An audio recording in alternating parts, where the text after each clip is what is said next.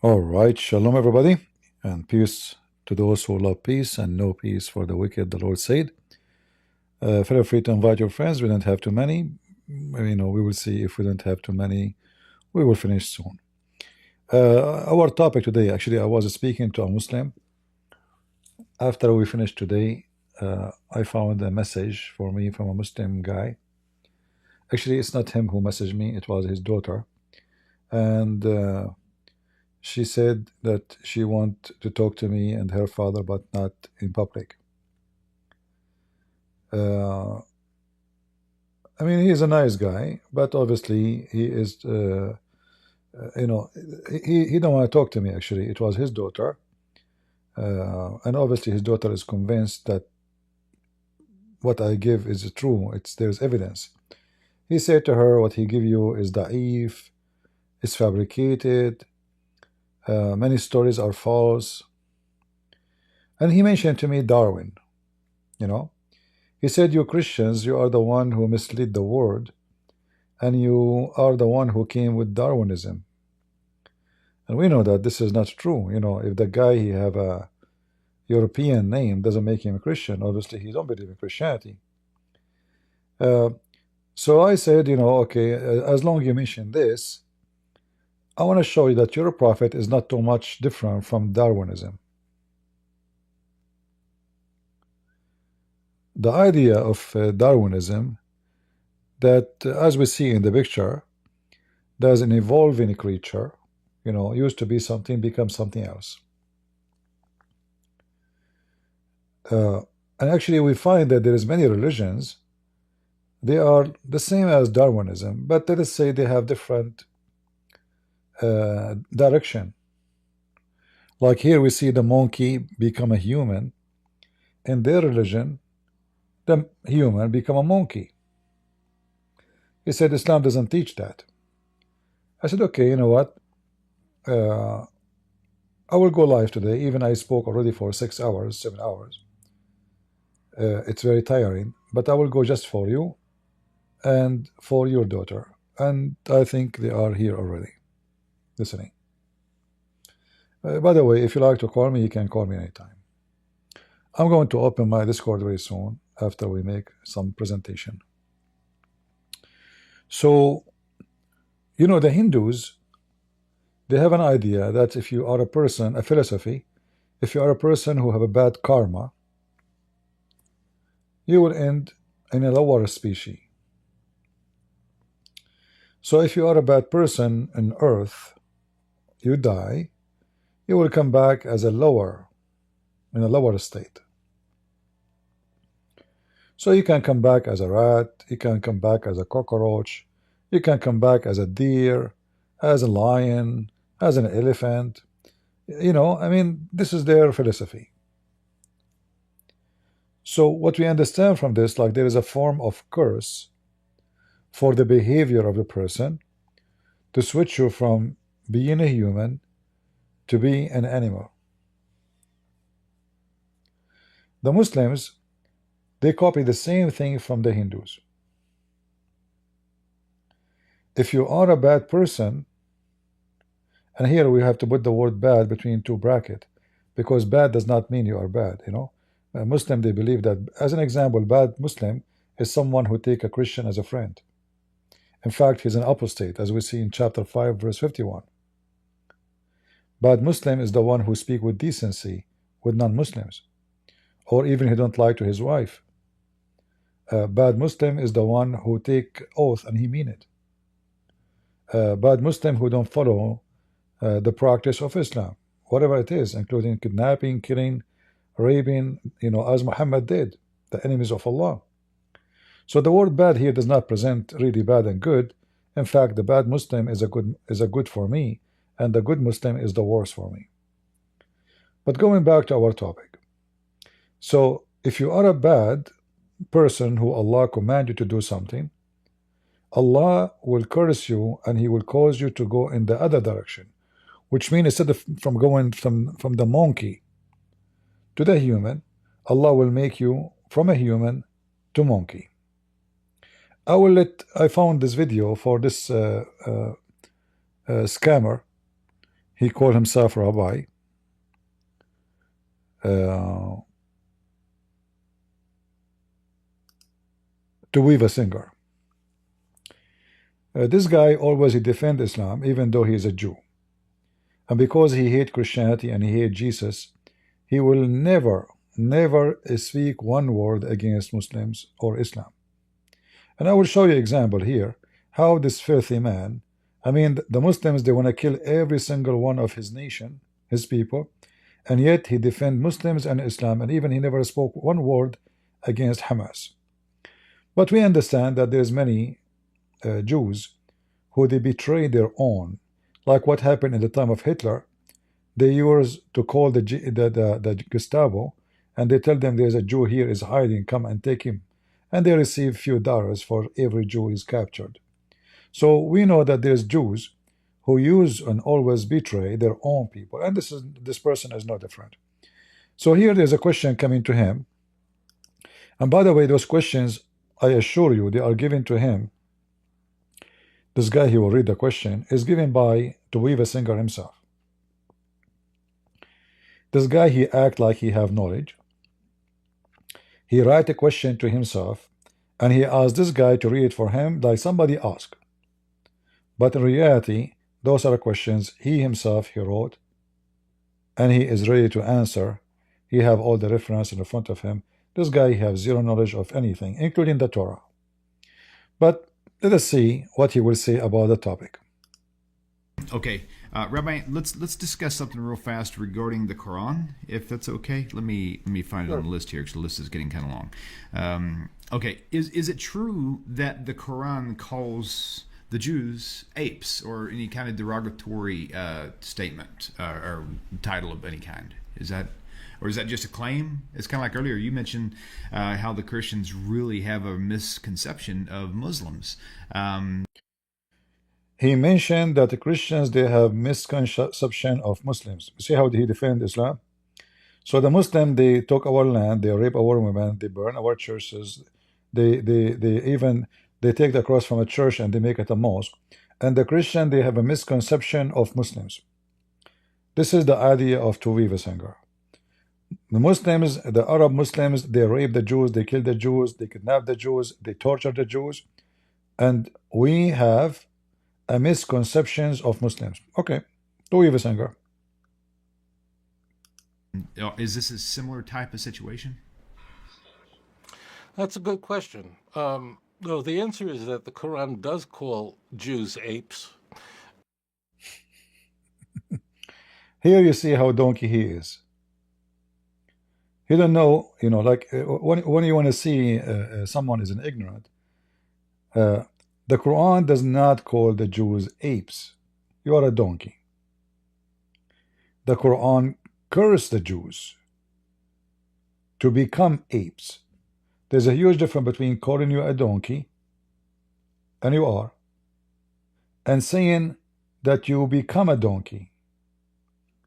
Donkey, I can say donkey, like, you know, supposedly you are not smart. But this is not the scenario. The Quran is not calling the Jews bad names. The Quran is saying the Jews, Allah cursed them and he made them pigs and monkeys. So here you see right away how stupid he is.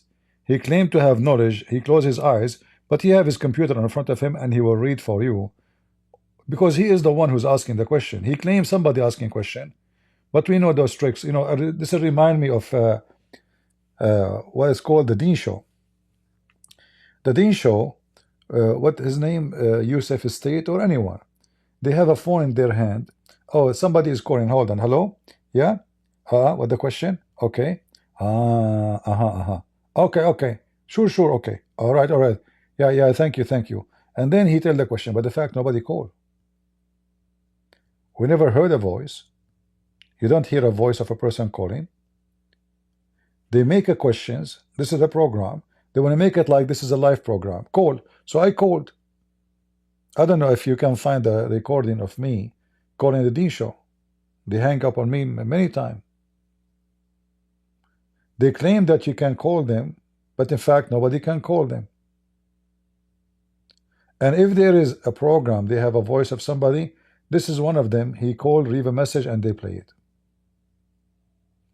And here this guy is the same. He claimed that he have knowledge now, and he says the Quran called the Jews pigs and monkeys. This is not true. The Quran speak of the Jews being cursed, not calling them. This is totally two different things. They were cursed and they become literally, physically, pigs and monkeys, not calling them. Idiot. But people are not familiar with the context of like is the Quran just saying that Jews are a bunch of animals? That's not what's going on at all. In fact, the Quran speaks very highly of the Jewish people. The Quran speak highly of the Jewish people. The Quran speak highly of the Jewish people. Highly. That's a good one. What's interesting is that the Quran really does not speak to Muhammad's genealogy, who he's from, who is he a descendant of. It's not spoken of, although there's conventional thought that he's a descendant of Ishmael, but it's not discussed. Conventional. It means that Quran generally is not at all, not like in the Christian Bible, it goes genealogies and so on. Quran is not interested in genealogies. But when it comes to the Jews, it is. And it refers to the Jews as the children of Jacob, or the Jews in many different ways. And I want to see where it says the Jews are the children of Jacob. The Quran called them children of Israel. And there's a big difference, because the Quran never mentioned that Jacob is Israel. Speaks of them in very illustrious terms, that God had a special favor for them and so on. You'll find that in Al-Baqarah, which is the longest surah in the Quran. The Quran is 114 chapters. The longest of it is the chapter 2. And now you see he is looking at the screen, trying to read the verses numbers. You see now he is not looking at the camera. He is looking at his screen. Fraud. He claimed that he knew, supposedly. Now he's trying to squeeze the knowledge. Like, what verse? Baqarah, which means the cow, and it's a huge surah. It's 286 passages, and in verse 60. Look, he is holding the beard, trying to get the number.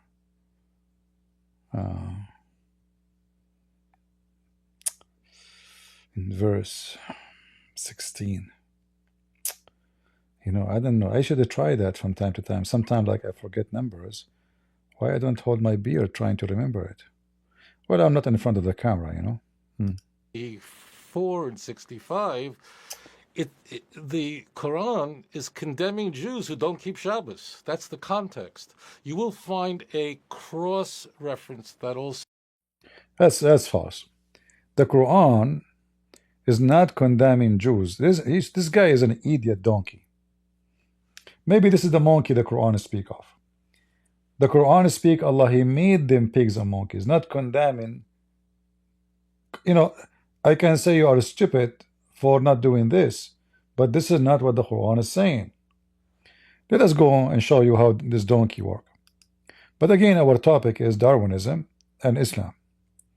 So in chapter 7, verse number 166, it says, so when they exceed the limit of what they were prohibited, we said to them, be monkeys and pigs, not the beside, whatever that word, monkeys and sorry, here it mentioned only the monkey, there's no pigs. So when they broke what they've been commanded to do, Allah, He made those Jews monkeys. All right. If we go to the different verse in the Quran,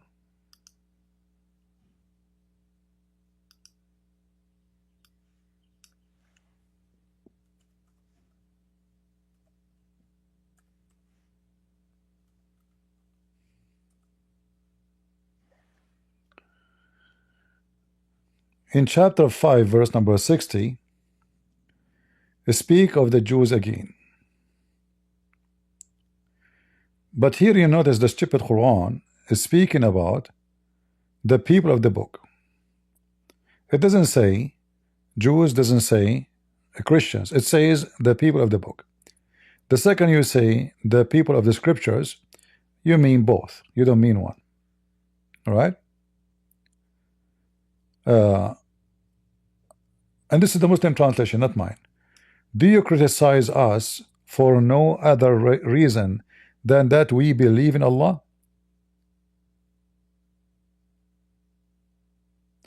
And we believe in what's sent to you and what's sent to us. So here the Quran again confirmed that the Muslim and Allah saying that he believe in what's sent to us. And here, by the way, it's a very stupid statement, because if you believe in what's sent to them and the Jews and the Christians, and this is 600 years after Jesus, that means you believe that Jesus is God, because this is what is given to them. But how you can believe in what the Jews and the Christians at the same time believe in? Because the Jews until now, they are waiting for the Messiah. So you cannot believe in both at the same time. Either you believe the Jews are right and the Messiah did not come, or you believe the Jews are wrong and the Christians are right. The Messiah already came. So again, the Quran is a stupid book and the author is a dummy. However, Allah, he told Muhammad, he did not say what happened here, but he said the following: shall I inform you about a group of people, human beings, those who they are evil, who they get the curse of Allah, they earn the curse of Allah, and he made them pigs and monkeys.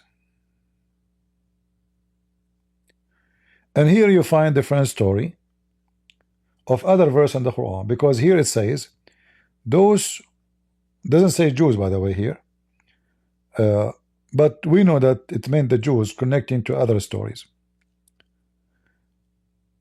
So the Jews incurred the curse of Allah and his wrath, those of whom some he transformed into monkeys and pigs, those who worship the Taghut, false deity.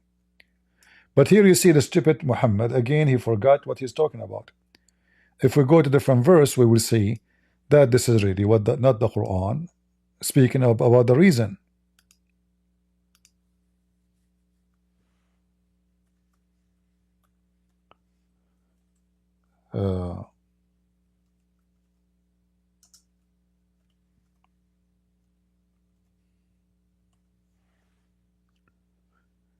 In chapter 7 verse 163,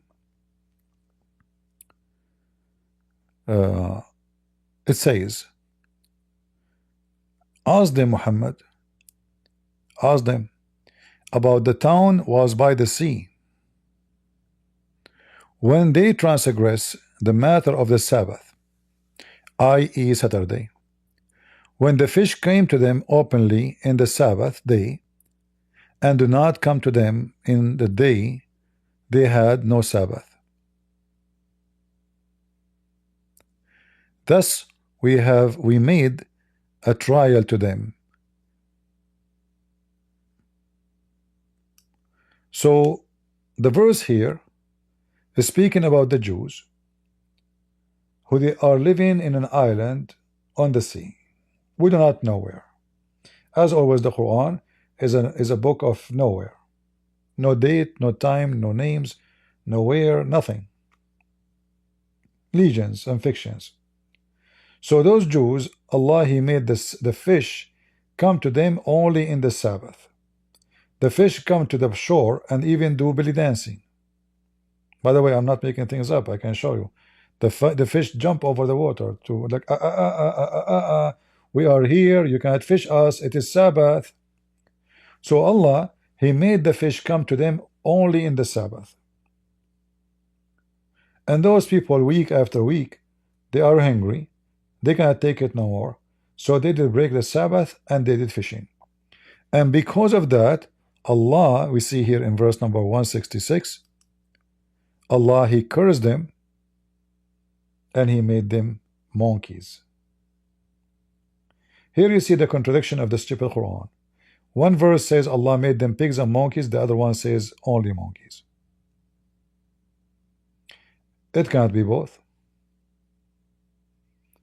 If one verse says Allah made them monkeys and the other verse says monkey, okay, it match. But there is a verse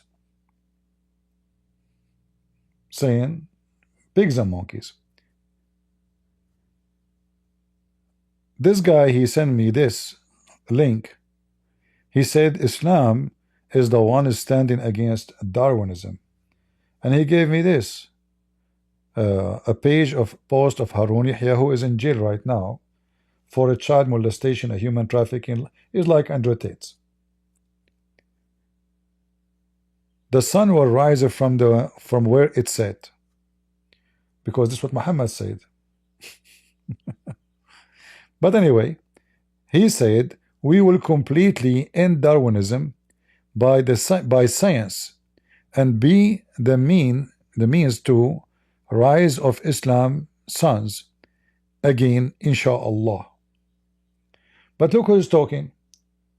Someone talking about science, and now we are reading in the Quran that somebody did not follow Allah's command, and what he did with the crime, he did not rape, he did not steal, he did not kill, he did not lie. He did fishing in Saturday because he is hungry, starving. So Allah decided to make them pigs and monkeys. And here you see the stupidity of the Muhammadans and the hypocrisy.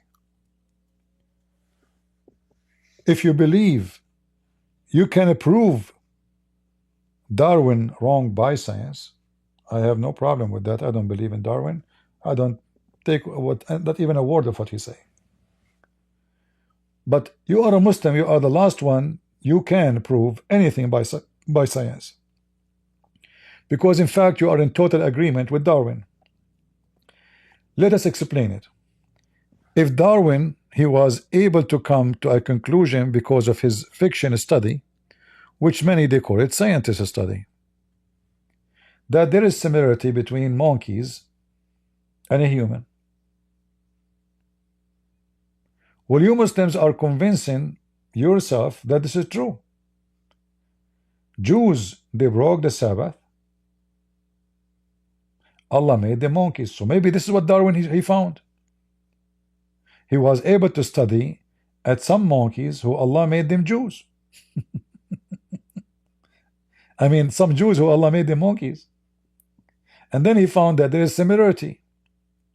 So what you see about Darwinism, the stupid Darwin, and the stupid Muhammadans, and stupid Muhammad himself, they are believing in the same thing, but different direction. Darwin, he believed from the, things change from monkeys to human.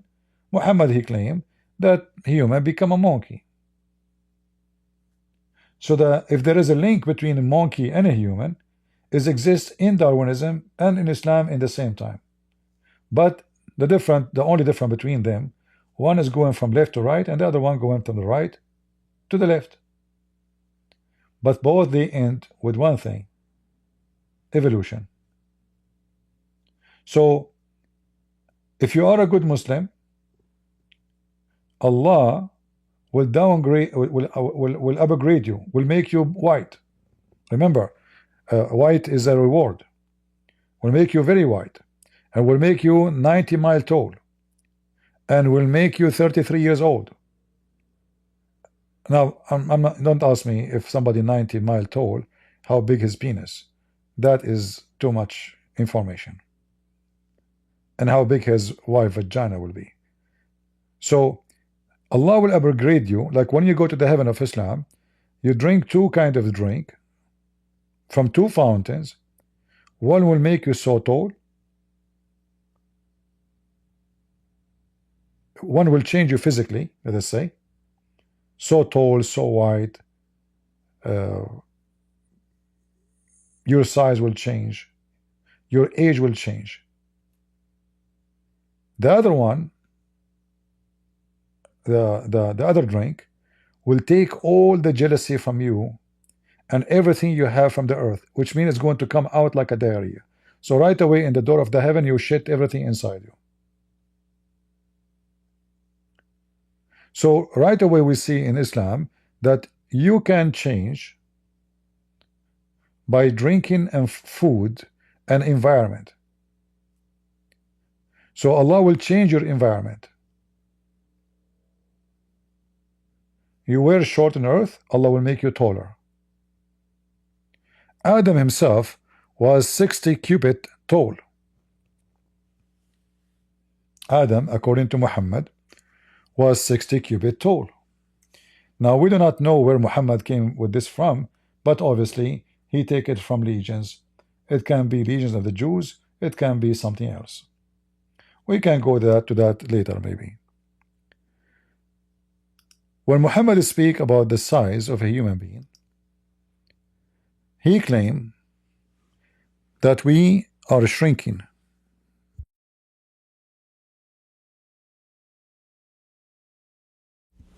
And obviously this is true. I mean, look what happened to Hamas. They were above the ground, now they are under the ground.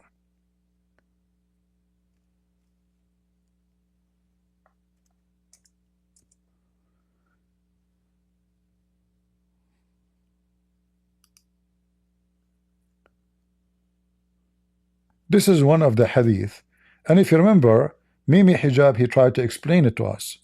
Maybe I should find the video of Mimi Hijab so we can laugh together.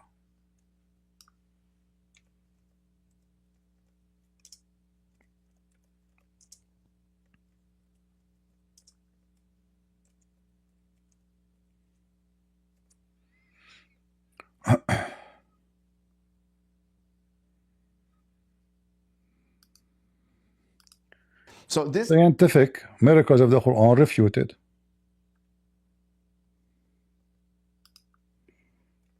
Very funny. Stupid attempt from an idiot trying to defend something nobody can defend. Let us go here because he have a timeline. Where is that? Where we can find the timeline? Show transcript. Okay. Adam. Where is Adam? Richard Dak with the Quran makes sure that we see mention of the sperm. Adam. Where is Adam?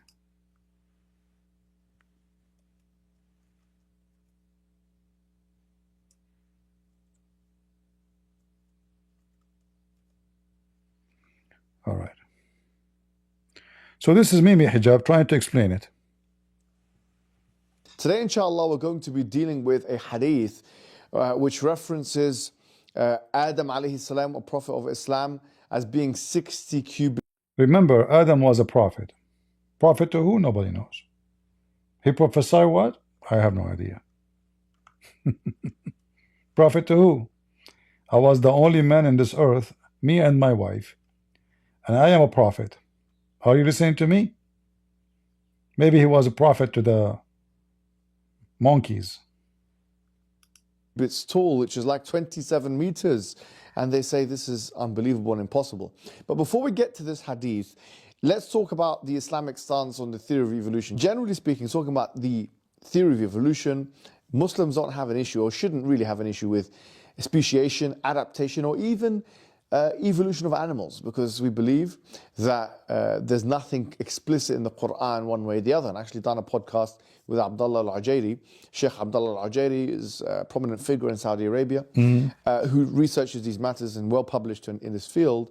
In my discussion with him, this was his opinion. So, which is quite frankly like 99.9% if we look at it from a mass perspective, really 99.9% of the theory.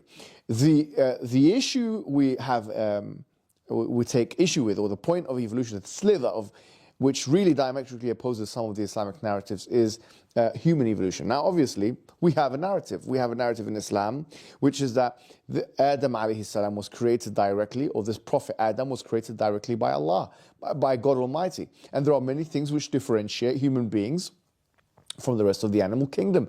Morality, the ability to question why, many different things, language, civilization, and so on and so forth. And it couldn't have been the case, we would argue, that we can actually in any way be equated to the rest of the animal kingdom. And there's something special about human beings. لَقَدْ كَرَّمْنَا بَنِي آدَمَ, Allah says in the Quran that He has dignified the children of Adam. So we don't necessarily agree or disagree. We can remain agnostic as to Darwinian evolution with other animals, but as it relates to the human being, there is something special about the human being, and that is why Allah created human being directly. I know, as an example, have you ever heard of a cat, she have a secret wife? Just an example. Have you ever heard of a cat lying to to his wife? Cat? Never. Have you ever heard of a cat take another cat to a hotel? No way. I mean, for sure, so human being is different. Yeah, human. I mean, this guy is giving us. They give us speeches about morality. Look who is talking. The religion of whores. Go to the topic. How Adam is 60 cubit tall. 60 cubit is 60 meter, not 27. Because what your prophet is talking about, he's talking about the size of a meter. Go. And in this hadith, there's indication that he created Adam is 60 cubits tall. Now, the question is, this seems unscientific on many grounds. And I'll tell you what, on three major grounds. Number one is biological. Number two is archaeological or paleontological, you could say as well, from a fossil record perspective. And number three, looking at the kind of disparity in sizes, if we do assume that there was a human being of such great magnitude in terms of size, how can we explain the fact that human beings are like, give or take, 6 foot tall, give or take, half a meter or whatever it may be, or more, right? But how can you explain this huge disparity in the fact that you're saying that you believe in Adam, who's 27 meters tall, and a human being now, which is, typically anything between 5'5" to 6'5", and obviously there are extremities on both sides of that equation. There's people that are taller than 6'5", like myself, and people that are shorter than 5'5", like many people. So here, there's two parts of the hadith which we need to pay attention to, which is the first part of the hadith talks about that Allah created Adam 60 cubits tall, and in terms of hadith, there are some narrations which don't mention this 60 cubits, and there are some narrations that do mention the 60 cubits. But we don't say that just because there are some narrations that don't mention the 60 cubits, that the narrations that do mention the 60 cubits are erroneous. That makes no sense, actually. In fact, this coward, he just got himself busted. Because many times we mention to them the hadith as an example of the sun set in a boiling water. What they say to us, him and his girlfriend, Fifi, oh, this hadith, the other hadith did not mention that. So do you see the hypocrisy? When they want, yeah, supposedly now he's trying to make himself like he is being fair, Like, come on, we have to be fair. So we cannot say this is not accepted just because one hadith here is saying this and the other one saying that. It's still okay, Okay, go. He will find a solution for it. This doesn't, and some people have attempted to argue that this means that this should be disbanded. No, it doesn't mean. That's not how the hadith science works. So that's the first thing. Other people say the second part of the hadith, which talks about لم يزل الخلق ينقص حتى الآن, that the creation is becoming smaller and smaller until now. They found it problematic because Ibn Hajar himself, he mentions, how could it be the case that this is happening, right? And we can see Ad and Thamud's kind of indwellings, the archaeological remnants of their indwellings, and we can see that their houses and the doors and so on were not so tall. And he assumed, and without, by the way, nas and evidence, that Ad and Thamud were closer to Adam than they were to us human beings. And obviously, the only real evidence we have anything between Nuh and Adam alayhi salam is there's no evidence. I mean, there's only Israeliyat or kind of biblical narrations. So potentially he was using those to kind of raise his eyebrow, but he did not say that this hadith was mu'allal or defective, as many believe that he did. Now, because of nas reasons or content reasons. Going now forward to answering the contentions. There are variations of this hadith which refer to fis sama, okay, that this was in the heaven. Not heaven as in Jannah, but fis sama. Now, obviously, if you look at the Quranic cosmology, heaven, al-Jannah, is above. Okay, because obviously we know that the Prophet was taken there in the Isra wal Mi'raj. So it could be the case that this height and this mega size of 27 meters is specific to Jannah, and there's nothing wrong linguistically in believing that, because obviously we believe that Adam alayhi salam, he started his journey, yes, in heaven. I mean, we have a whole narrative where he was in a completely different place. There we go. And then Allah, he sent him down to the earth. He sent him down to the earth. Yes, he's created from the elements of the earth, but he was in many ways an extraterrestrial because he came from a completely different dimension and he came to this earth. Now, in that transition period, could he have shrunk?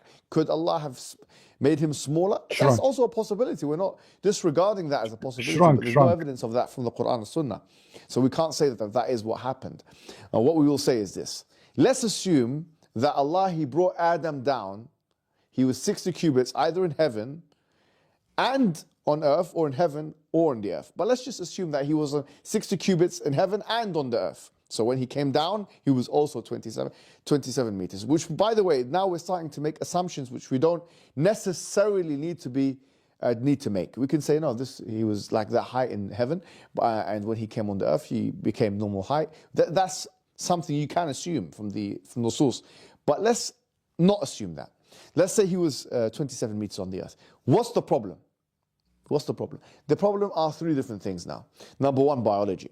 If we use the human anatomy that we have today as the reference point, if the human anatomy today is the reference point, how could it be that something that tall, or a human being that tall, the bone structure can maintain that kind of size, right? Because it will collapse because of the weight of the human being.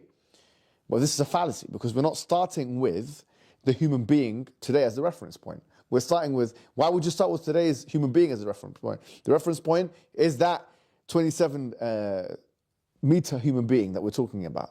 That's the reference point. So if someone says, well, we know that if we keep doubling sizes, as I've even heard some Muslims try and say, keep doubling sizes and height, then the height will be so tall, and then the weight will be so much, and then the bones will not be able to handle that.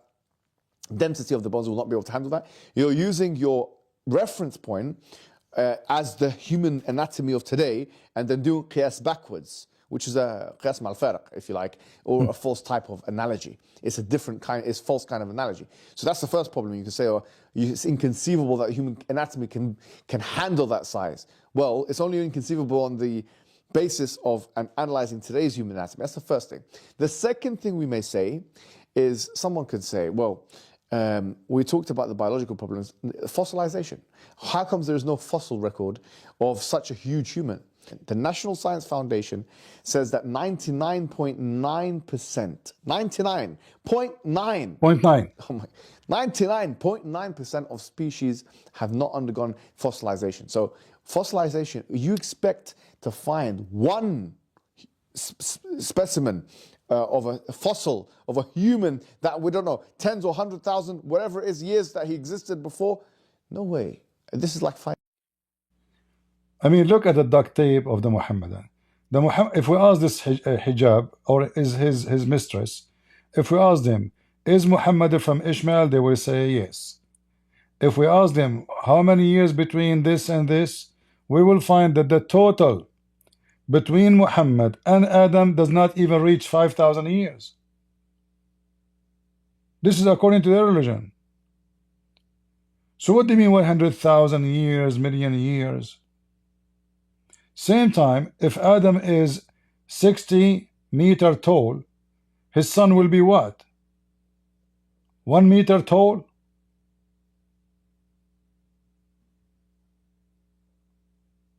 That means Eve, she's sneezing from her nose. Because if Adam is 60 meters, how tall is Eve? So the son will be the same as his father. Until now, if a tall man marry a short woman, the son will be between. Will not be short, will not be tall. Mostly. If two tall people marry each other, the son will be taller.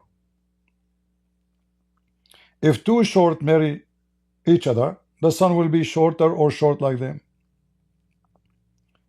The DNA is going to be carried to the children.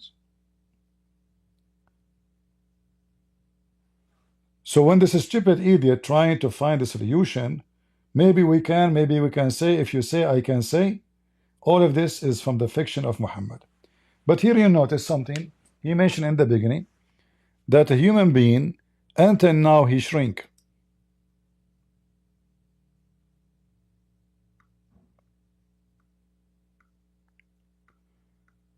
Let me see the other hadith about shrinking.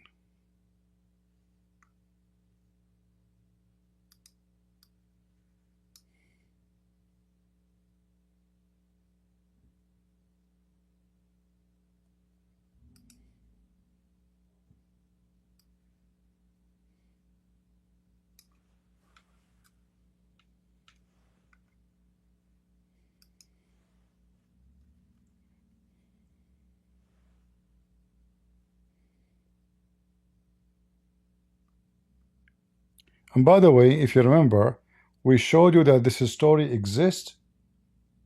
The story of Adam exists in the book of Kenza Rabba of the Sabian.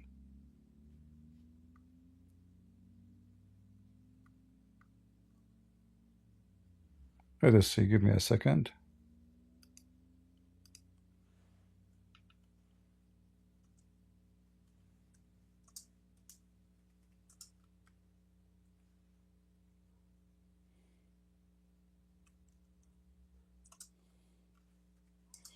I will find the hadith he mentioned.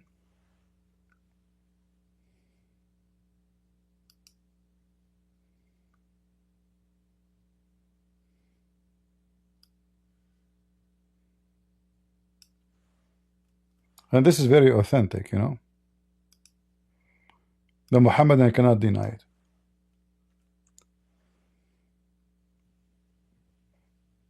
Here we see it.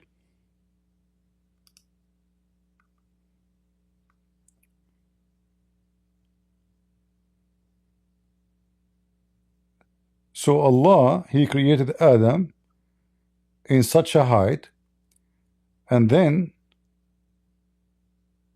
where is the translation? I don't see it. I don't see it. So people have been decreasing in the stature since Adam creation. So Muhammad here trying to explain why we were tall and why we are shrinking. So look what happened to Mimi Hijab. He said maybe Allah is shrinking when he came down. Maybe he was 60 meter tall in heaven, but not in the earth. But as you see in the hadith, it says that he was in the earth, this was his height, and every generation are shrinking in height. But we know that's not true. In fact, the more people they eat healthy food, the more the children will be taller. If you give your child everyday milk, healthy food, etc., and the other child, he don't give him, you know, most of people who they are short not because of DNA. I mean, some they are short because their parents are short, but there is many people they are short even though their parents are not short, because simply they did not receive good food when they were so young, or they used to carry very heavy stuff in a very early age. Like if a child he go and he carry cement, concrete, etc., and other child from the same age, from the same family, he never did the same work. The one who did not carry heavy stuff, he will go taller, because the one who is carrying heavy equipment or blocks or concrete or etc., that will pressure his body, will make his bones more dense, but will make him shorter. So the answer for all of this stupidity is there. Muhammad, he make it so clear that a human being used to be 60 and he keep going lower in size, which means if we live another 10 million years, human being by then maybe he will be 1 inch or even 1 centimeter. So here the Muslims, they try to duct tape their false prophet. But what we notice here, that the Muslims and the atheists, they are in the same direction.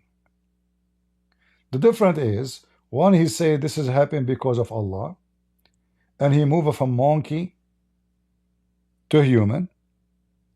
Another one he says, well, it is the opposite. The human was a monkey, or the human become a monkey. The human was taller and became smaller. In Darwin's theory, which is a theory, not a fact, he was short, he was small, he cannot walk straight, he have to use his hands to support him. That's why the arms of the monkey are tall.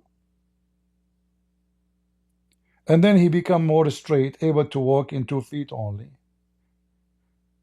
And then he become more straight and his back is up. And this is what this picture presents to us. We have many examples of Muhammad stupidity about the change of a human being. Once Muhammad, he was in the desert with his men.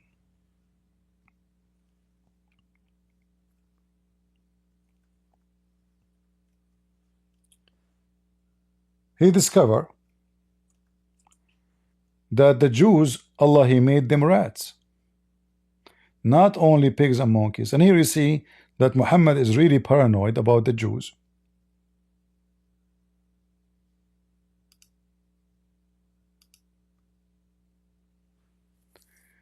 The Prophet says a group of Israelis were lost. Nobody knows what they did, even him. Weird. But I do not see them except that they were cursed and changed into rats. So Muhammad, he looked at anything around him,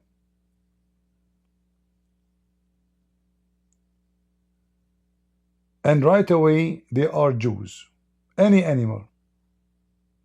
Now why and how Muhammad discovered that those are Jewish? Look at what he said. If you put the milk of a she-camel in the front of a rat, it will not drink it. But if the milk of a sheep, put it in the front of it, it will drink it. The Jews are forbidden to drink camel milk or to eat camel meat. So Muhammad, he said to himself, the Jews don't eat camel, don't drink camel milk. Rats don't do so. I got it. Those are Jewish who Allah cursed them and he made them rats. And here you notice that Muhammad is a very strong thinker. He is observing the behavior of the rats. Based on this, I can say, donkeys don't drink beer, Muslims don't drink beer, so donkeys are Muslims.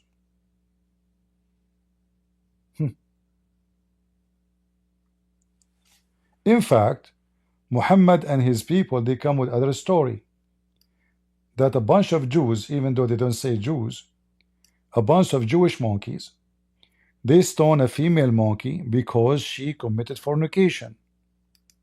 They are practicing the Torah.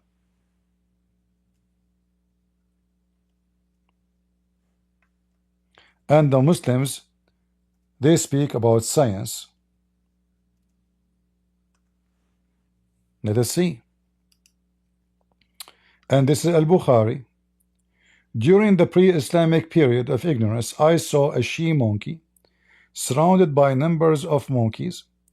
They were all stoning it because it had committed illegal sexual intercourse.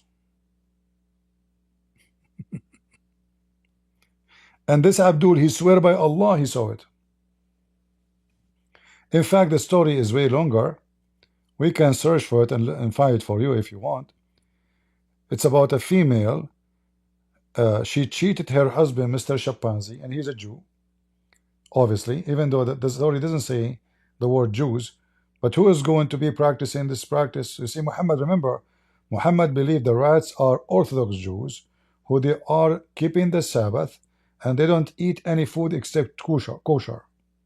So because the camel is forbidden for those rats, even though they are rats now, but still they are keeping the Torah. Allah cursed them, made them rats.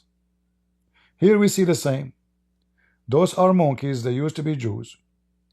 Allah cursed them, He made them monkeys, but still they are following the Torah.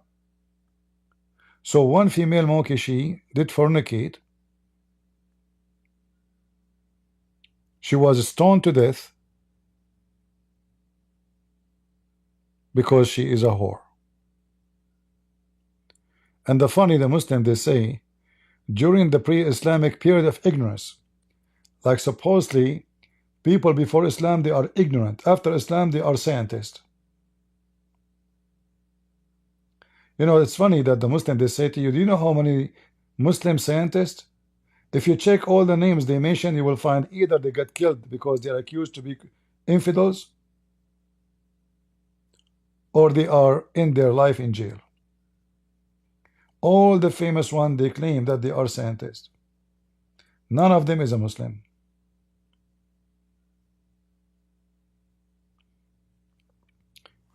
And we can continue the same stories, we find it over. Like even Muhammad, he claimed Allah will make any Muslim a pig and a monkey.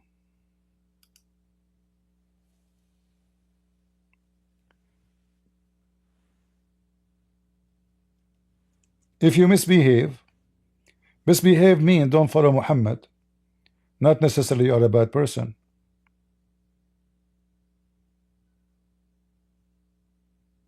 Here other threat from Muhammad, and this exists in every hadith, every book, including Al-Bukhari.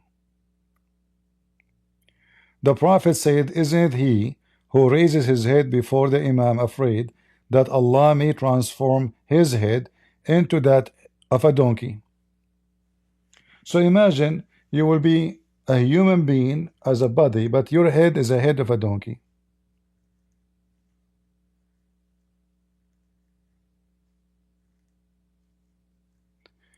A Muslim created algebra. There is no proof of such a thing. Secondly, the one they give you his name is not even a Muslim. He must be either a Christian or a Yazidi. For he was the person they give you his name from the Yazidi territory. Yazidi is those who worship Shaitan. Group of them. They consider Shaitan the most high authority in earth. They fear him, so they do ritual for him.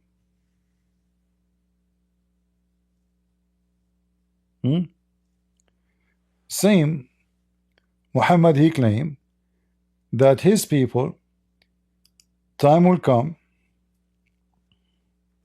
and they will play music.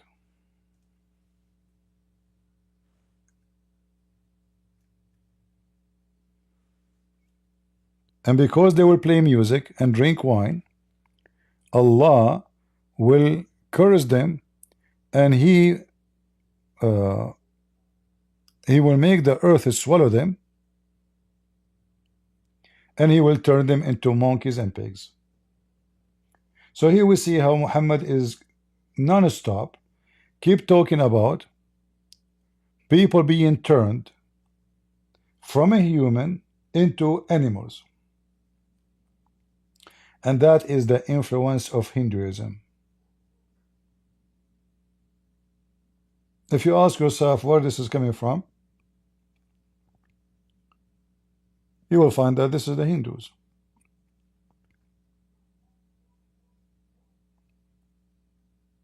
bad guy will be rewarded by being better creature. Sorry, good guy. Bad guy will be downgraded.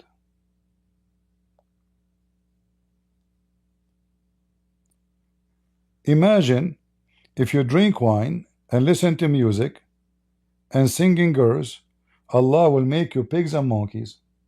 But taking a secret mistress, effing her in the hotel, dumping her like a trash, Allah will not make you monkey, Allah will not make you a pig, because already you are a pig. Having sex with the children is not a problem for Allah, but drinking wine can make you become a monkey and a pig. But drinking river of wines in heaven is okay. Islam is just a chain of stupidity.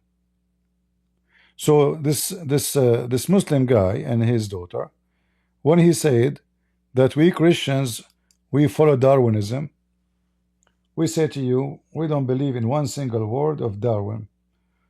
In fact, it's you Muslims who try always to make yourself fit with science. So the Quran says Allah created the earth and the heaven in 6 days. What you Muslim you try to say?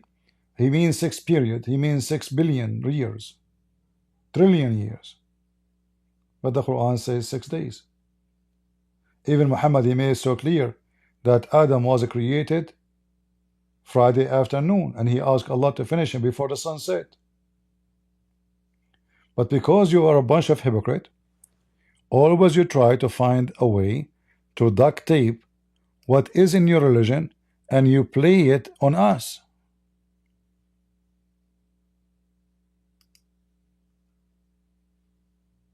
They are the one who practice paganism and kiss stones, and they call us pagan. They are the one who associate man with God, Muhammad and Allah. Allah and Muhammad knows best.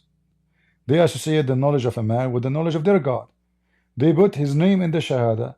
Allah himself, he pray on Muhammad. The center of the word is Muhammad. So it's you who is associating with your God a man who is a child molester. For us as a Christian, we never associate any man with God. For God become a man, not man become God.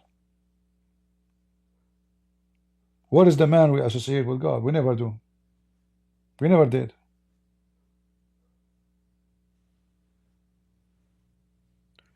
I hope my answer for this guy, even though I spoke for 6 hours, and I don't want to really go back online today, but because of this gentleman and just for the sake of his daughter, I came back on live again, hoping he will listen and he will learn. Any question?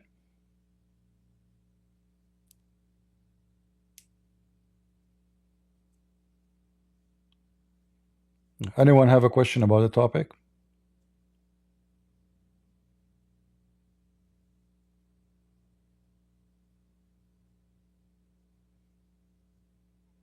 And you know the story of Adam being 60, like you know, the angels bowing down to Adam. All of this, Muhammad, he took it from the Yazidi.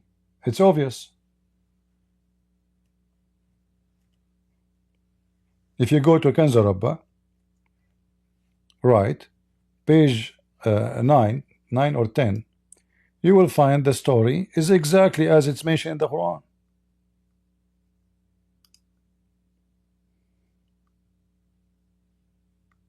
Exactly as in the Quran.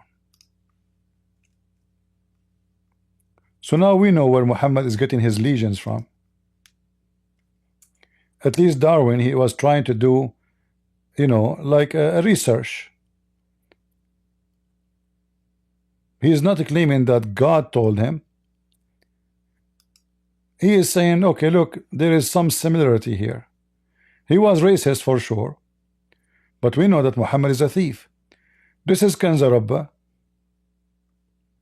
Kanza Rabba, right.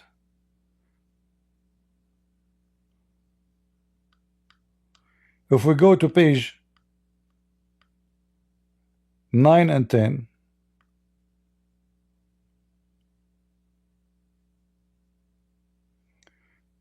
Look at this.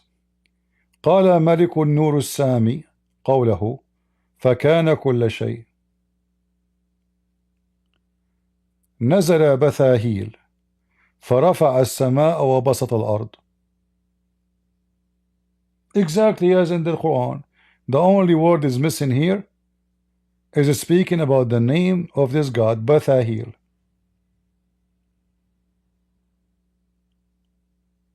He made the light, the sun, Diya, the same as the Quran, and the moon, Baha, and the stars, Sana. Even the language is the same as the Quran. And then if you go down here, he will talk about the story of Adam. The title of this, if you have your phone, you can take a screenshot and you can use Google to translate. This is a PDF. I don't know how I can do it for you. Let me see. Maybe if I use my computer and post it in Google to translate, maybe we can do that. Maybe in my computer. Let me see.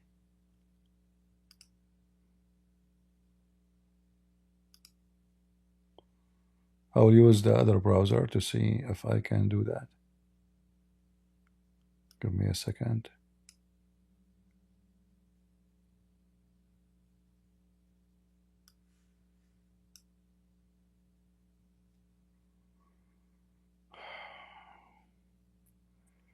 Ah, there's an option to translate. Okay, give me a second. Hold on. We found a solution.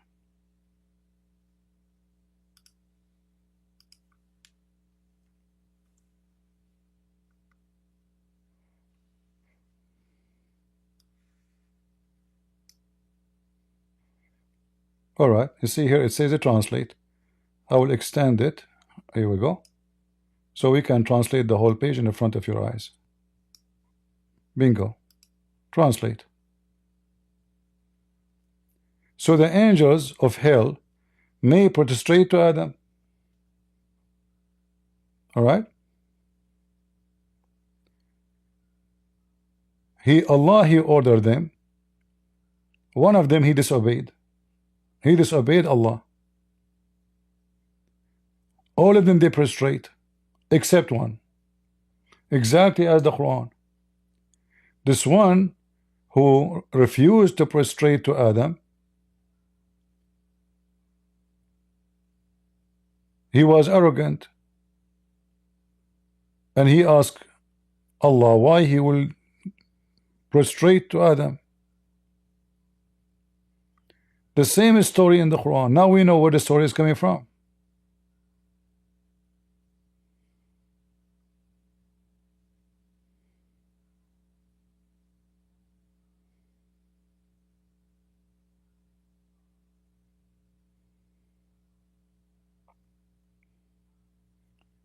Always you will find any story Muhammad he is bringing is a theft of somebody.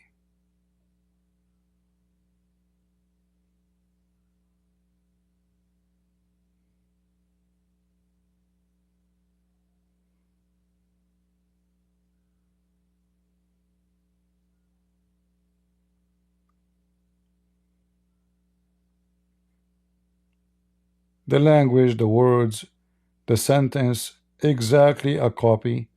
Muhammad copied it from the Sabian. Now we understand why they call him Sabi.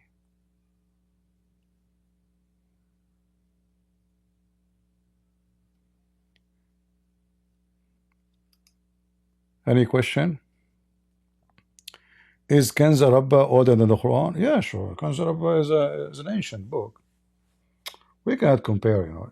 The Sabian exists long before Islam. The Pharaoh, according to Sabian, he was a Sabian. The temple, which is in Al-Makkah, you see the word Makkah is coming from the temple of Al-Makkah, which is in Yemen. This is a temple built by the Sabian. So the Sabian, yeah, they are in Iraq, but they spread all the way. They became a major religion in the Middle East. All right. This is why Mecca is not a real name. Mecca is a counterfeit of the temple of Al-Makkah. You will see the Muslim, they will say to you that the people of Yemen, they pronounce words differently. So like as an example, the Quran sometimes use the word Mecca, sometimes Becca.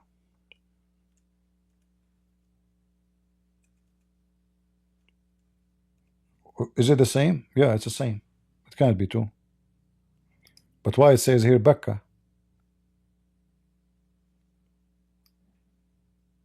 Why it says Becca? Why it says Mecca? Ba, ma. The answer for that is very simple. They are copying the names of the people of Yemen. Mecca is a counterfeit of Al-Makkah. Al-Makkah. Al is a word meaning God. Mecca, the temple of God. That is the name. This is why if you go to the Kaaba, you will find two important stones, or let us say corners. One is called the Yemeni corner, and one is the black stone vagina. The Yemeni corners have stones they brought all the way from Al-Makkah temple. So people, they used to go all the way to Al-Makkah temple, because they are Sabian, to do Hajj. So, and religion is a business. Always was a business. This is why we Christians, we are not practicing religion. We have faith, not religion.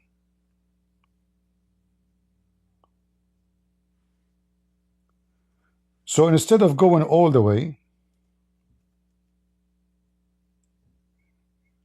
to Yemen to touch the stones of the temple of Al-Makkah, they took stones from there and they brought them to the Kaaba. In fact, I will not be surprised if they lie. They claim that they are from there, but they are not.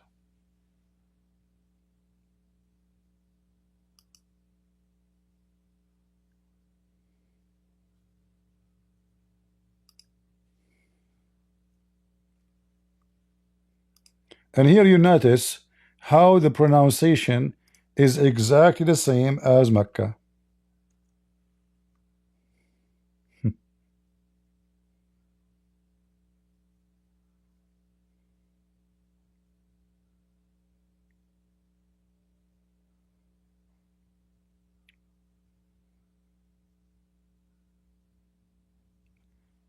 For centuries, they used to say that this is the temple of the sun. But then after many study, they were able to read the writing there, and they discover it is the moon god temple.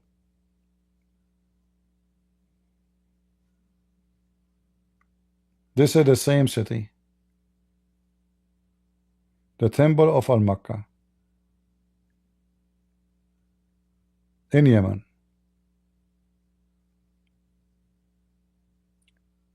And that explains to us why the Muslims, they say Muhammad is from Yemen. But Yemen are not Arab. They claim that Yemen is an Arab. Yemen is not.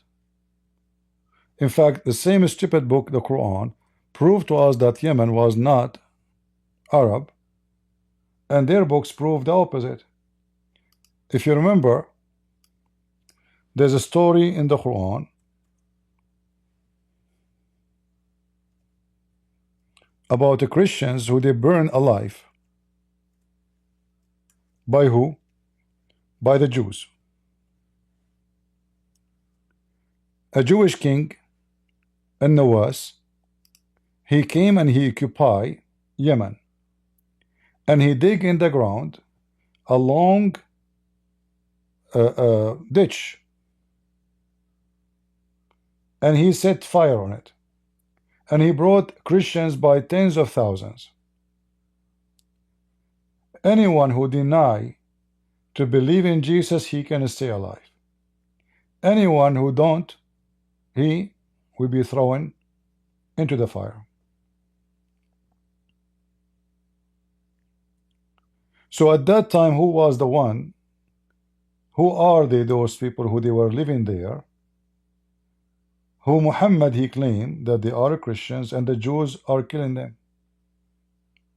Are they the Arab? Impossible. Isn't it Muhammad himself? He says that the Ethiopian, they came with an army and they were occupying Yemen and live in Yemen, and they built a big church there and they came to destroy the Kaaba.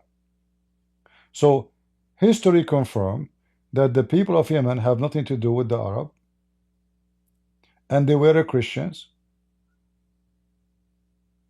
and then the Jews came,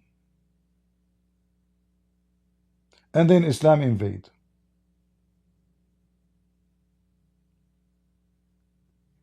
And that explained to us why the people of Yemen, they look the same as Ethiopian.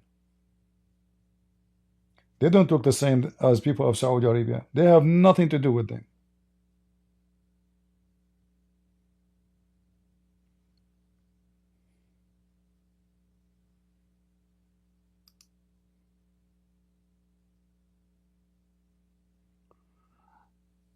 All right.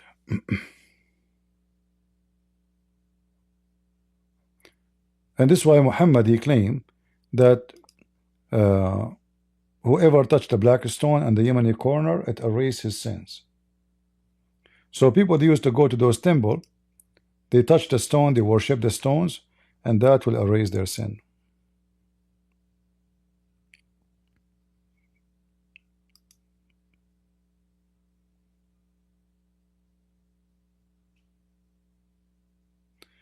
Yah and Yahweh is two different words.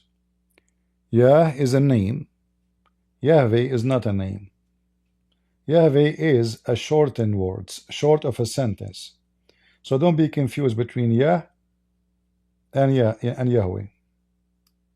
They have nothing to do with each other. To make it simple for you, even though it's a dirty word, but I will use it. In Arabic, the word kiss you use in English is the same word used in Arabic as a vagina. The same word. Ask anyone. So when you say in English, I want to give you a kiss, an Arab person, he hear you saying, I want to give you a vagina. So two totally different language. They have nothing to do with each other. The Yahweh is not a word, it's not one word. It's a sentence, a short of sentence. And it means I am who I am. Have nothing to do with Yah as a word God, which appear in the Quran chapter 36, verse number 1. Yasin. So similarity between languages should not confuse you. It's two different languages. They have nothing to do with each other. And Yahweh, by the way, is not the name of God. You see, even though, like, Musa says to God, what I will tell my people, what's your name? What's your name, right? But in fact, there's no name there. I am who I am, which means I am the one who is not created. I exist by myself. There's no names. This is why the Jews, they don't have a name when they speak about God. They use the word Hashem, Elohim, Adonai, many words, but none of them is a name. El, like Gebrael, Mikael, Israel. El is the word God, which in the old Aramaic or Hebrew was Al. This is why actually it appears in the Quran, the word Al. Allah. Al is a word mean God. This is Aramaic. Muhammad is stealing his religion from the Aramaic language. As we see how much he is taken from Kanz Rabbah, which is a book in Aramaic. The Kanz Rabbah now I'm showing you here, this is a translated version of it. The real book is not in Arabic. Those people do not speak Arabic until the Muslim occupied them in Iraq. They speak the ancient Aramaic, not only Aramaic.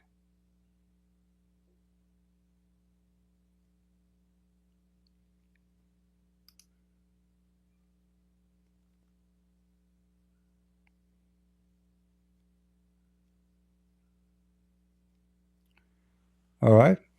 Anything else?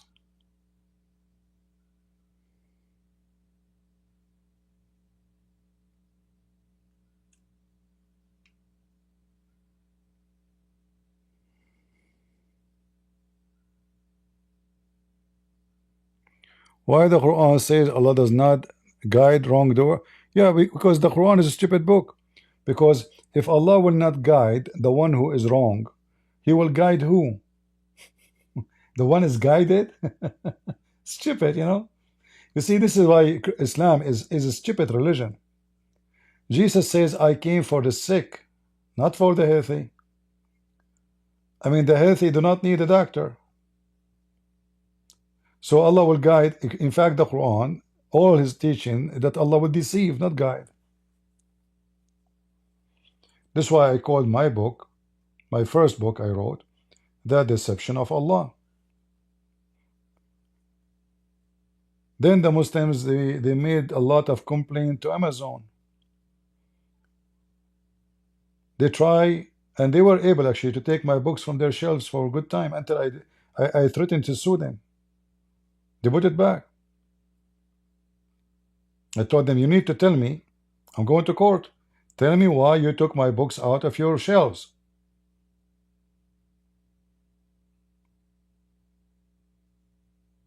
Took them some time, and then after discussing with their firm's law department, they come to the conclusion they will be screwed if I sue them.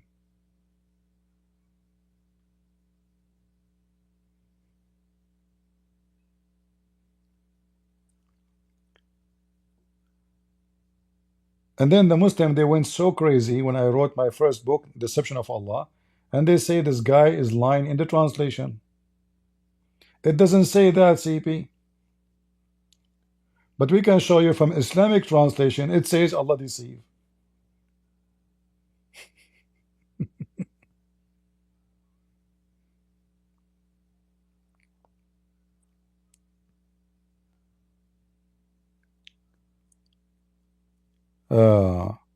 There's a lot of hadith are crazy, you know, about, like we are speaking about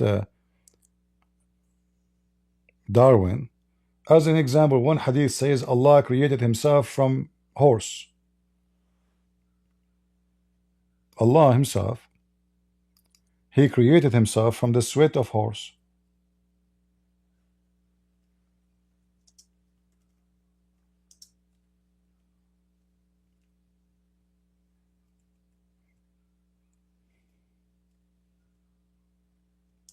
Let's find the hadith.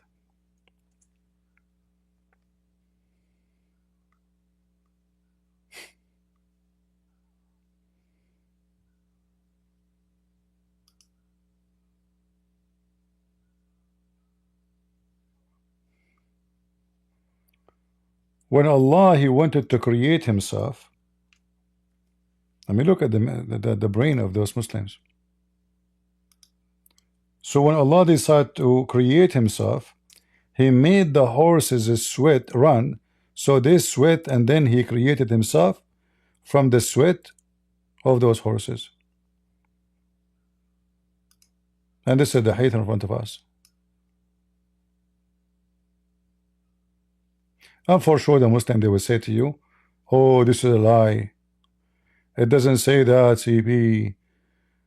This hadith is fabricated. Okay, well, you know, if the hadith is fabricated by who? By Muslims. What kind of Muslim will say that his God, He created himself from the sweat of a donkey?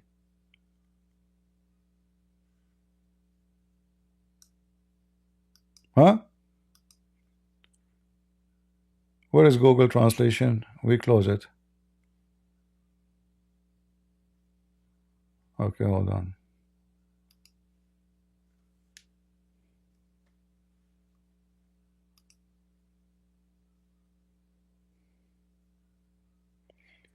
In fact, we can do the same that we did before.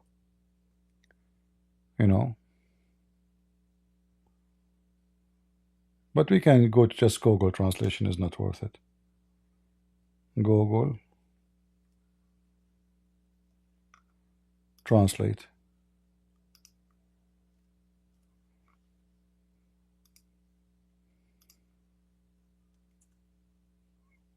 We copy in the front of your eyes. Here. We take it to Google. Another theory of Darwin. And as you see here, it says, this is false hadith. This is the Muslim now speaking against it now.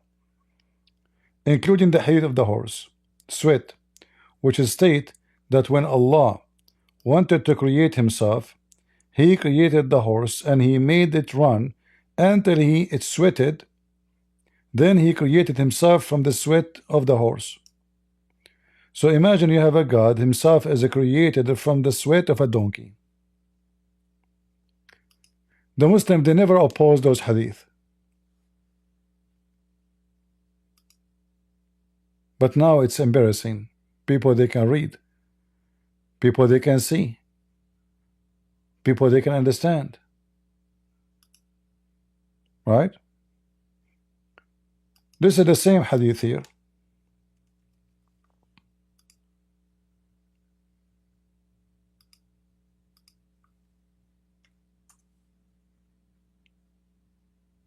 Remember, the book itself never say this hadith is a lie. But then people they came after and they found this is embarrassing, so they say it's a lie. But this is the hadith. Copy, translate.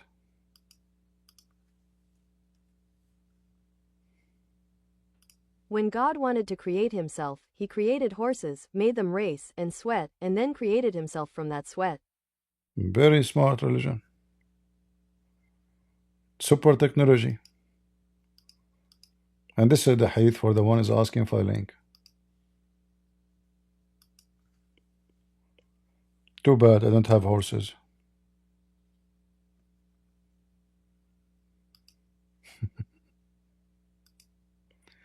Can I ask? We have somebody from Rumble asking. Actually, the stone in verse is eaten by the sheep or by a bird. No, it's eaten by a sheep. Bird don't eat. You know, goats they eat, not sheep, goats. Sheep don't eat. Like the you know, the goat they eat anything. If you put a plastic in the front of a goat, she will eat it. Goats, they have a very, very powerful stomach. They can digest anything. This is why people in the desert, they don't grow sheep really, they grow goats.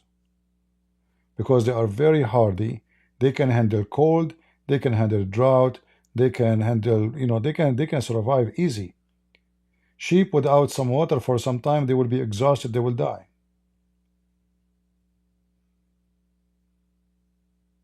All right.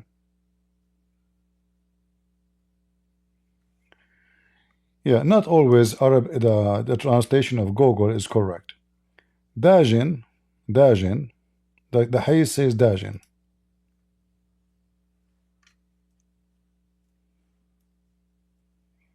But all of us, we knew what is meant. Oh, I'm typing in English.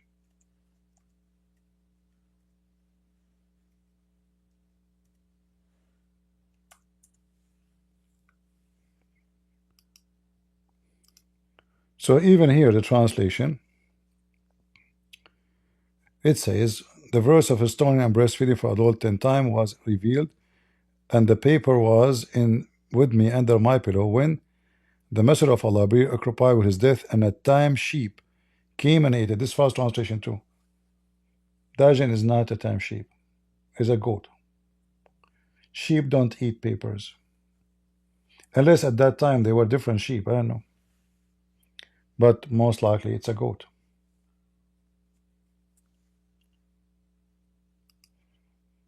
and this God is evil, because if we still have the breastfeeding for adult verses, will be more fun, and I might convert to Islam. I'm always hungry. If I have a religion, women, they will give me their breasts anytime. I mean, who can hate that? You walk in the street, you start suckling. And remember, the practice of breastfeeding for adult is not for somebody from their family. It's for somebody who's a stranger. Other proof that Muhammad is mentally ill.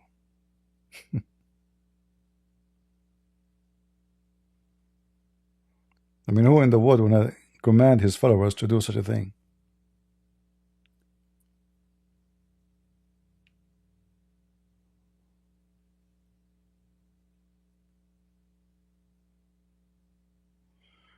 Muslim, they say no prophet came before Muhammad to Mecca. So all the people before does not count, and there is no contradiction.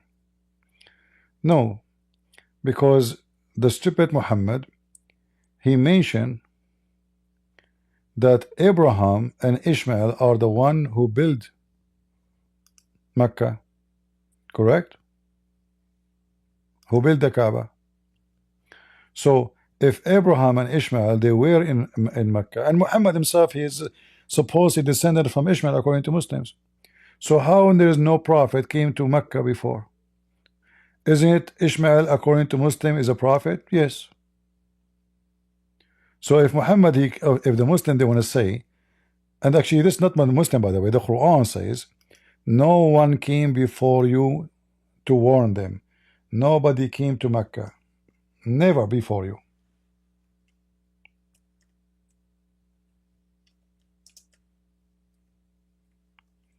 Then the story about Abraham and Ishmael is a fraud, it's a lie, because this is clear evidence that before you, Muhammad, neither Abraham, neither Ishmael, they were there. All right.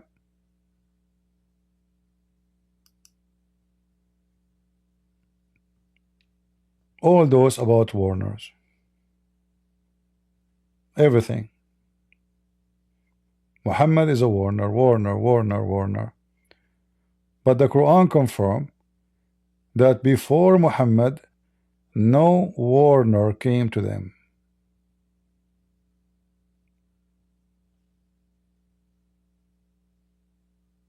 Never.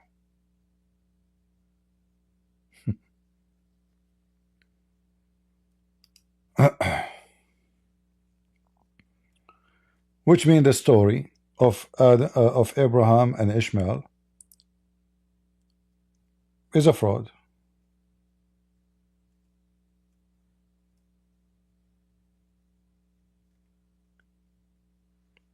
If Abraham is the one who built the Kaaba, and he was a prophet, or he is the father of the prophets according to Muslims, so how the Quran says we never gave them books to study?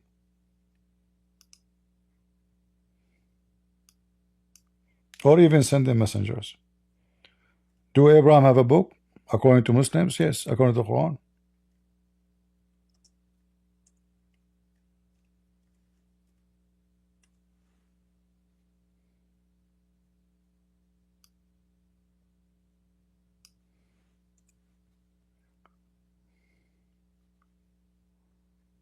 Let us see.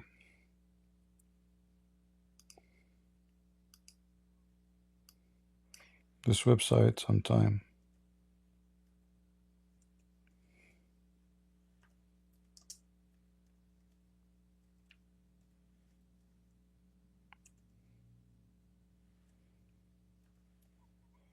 My room is dark, so maybe it's my fault. All right. And we had not given them any books, any scriptures to study, nor we send anyone before you, Muhammad. So I thought Abraham is the one who built the house, and Ishmael was with him. And Muhammad is born of Ishmael according to Muslims. So all the story of the wife of Abraham, the mother of Ishmael, going to Mecca, and the story of Zamzam is a lie.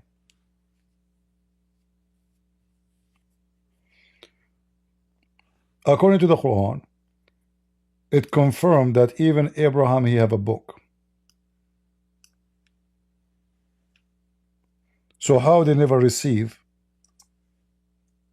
books? Chapter 87, verse number 19, the last verse. The scriptures of Ibrahim. So how they never receive anything? How the story of Muhammad is speaking about receiving the first angel. He went to Waraqa, and Waraqa was translating the Bible.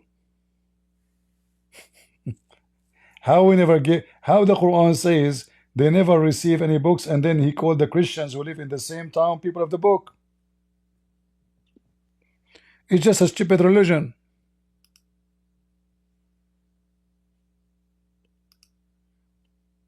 Are you with me?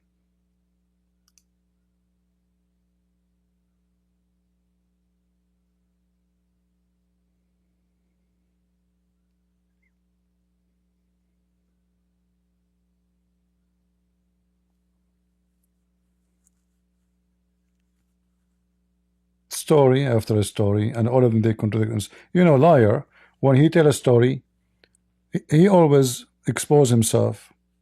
He always generate evidence against himself. So they never receive warning or a prophet before you. Then they tell us that Abraham is the one who built it. How many prophets they have in Islam? Was it 124 or 250? 124. According to Muhammad, 124,000 messenger. According to the Shia, the 124,000 messenger, they are created from the sweat of the ass of Muhammad. Allah, he sent Muhammad and Ali in a cruise ship for thousands of years. During that cruise ship, they sweat.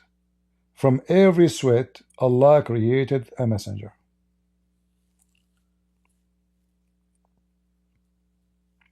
One 124,000, not 44.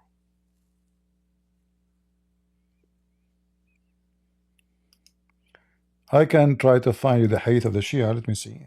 Should be able to find it in English, but we will see. If not, we will give it to you in Arabic.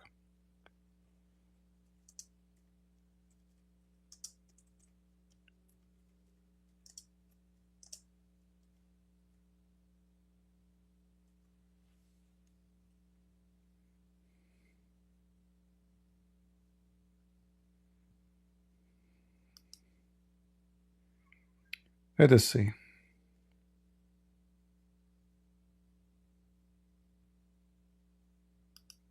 All right.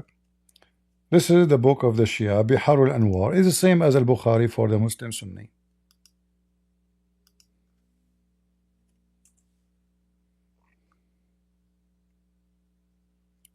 Let us use a translation.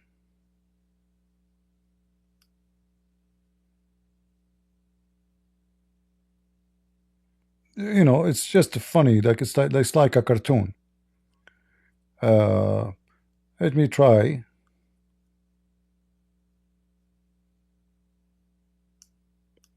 To copy this part. I hope Google will accept such long text. Ah, too much. All right, we will shorten it.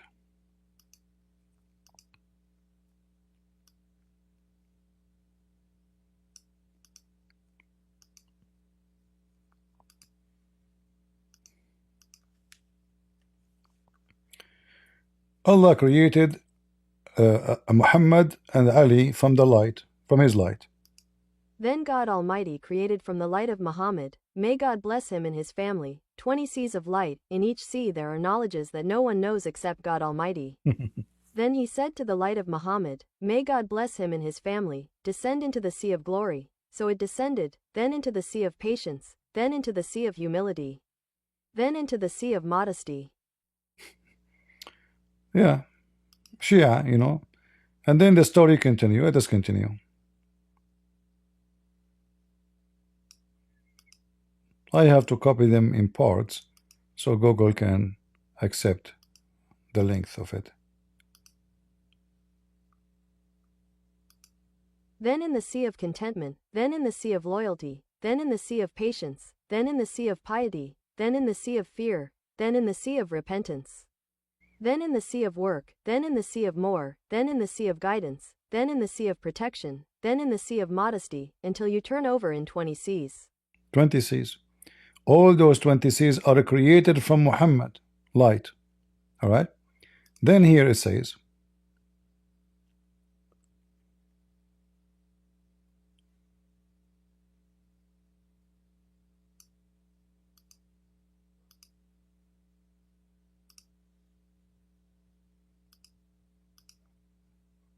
let us hope it's going to go through. Wonderful.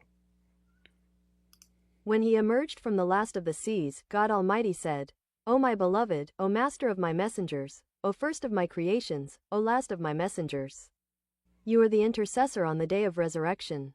So the light fell down in prostration.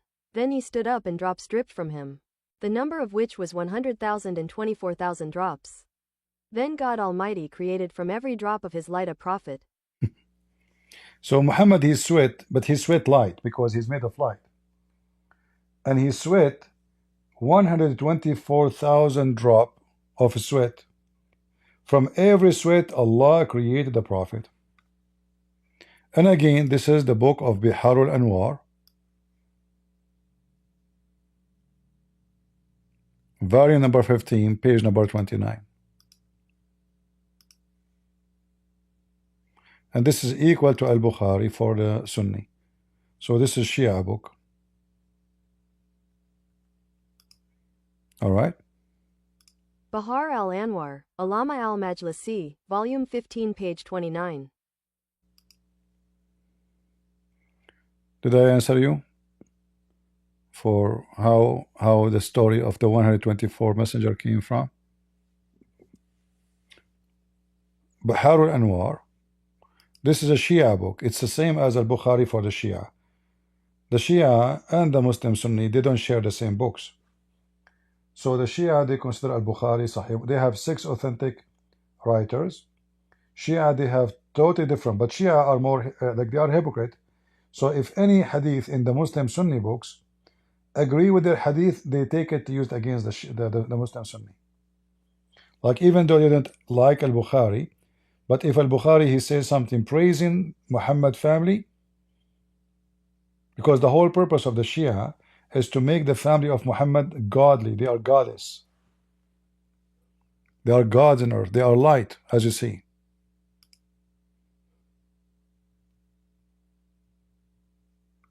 I'm not using the translation of Google as a page because I'm not using Google browser. The reason I use this browser, there's no advertising, if you notice. Like when I play YouTube or even open a page, no advertising will play, which is very, very useful for me. You open any page, you will find pop-up window, etc. This browser is perfect. In fact, I advise you all to use it. It's called Brave. You can play YouTube in your computer. You will never find one advertising. I mean, advertising is so annoying. Just they want to force you to pay for YouTube, right?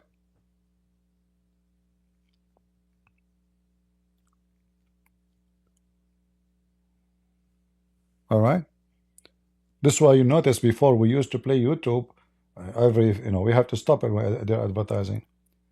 But now we have zero advertising. One of you advised me to use it. I'm very glad to have it.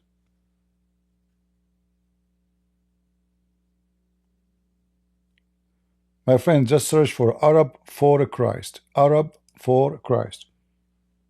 Arab for Christ, if you want to learn Arabic. Number 4 in the middle. Arab for Christ. And you will see it says there 666 because this is the language of the 666. I think this is why I chose the 666. All right.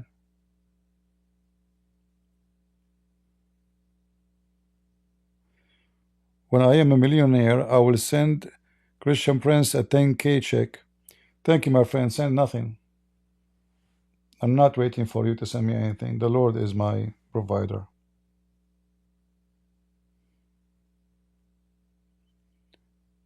I pray to the Lord to keep us with our brain functioning, healthy, and our heart is decent, and we are faithful. The money does not make people good, doesn't make us even happy. There's many billionaires, they are worried about ending their life in jail because they did all kinds of crimes to become billionaires. They cannot sleep normally. They are worried. So if you want to reward me, it's not by money. I'm not like others. You see, if I want money, I will activate super chat. YouTube keep asking me, sending me advertising, partner with us, options, memberships, etc. All of this is just to make money. I can activate it right now, and trust me, people will start giving money. In fact, I will receive more people now because YouTube then will promote my channel because they are making money from me.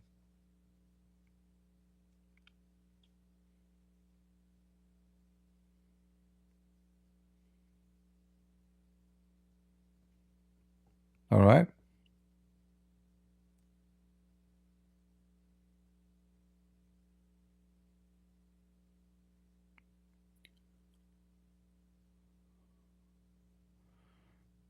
Anthony Roger demolished Imam Abdul Tawheed. Okay, that's good. I like to see Christians doing good job. I hope so.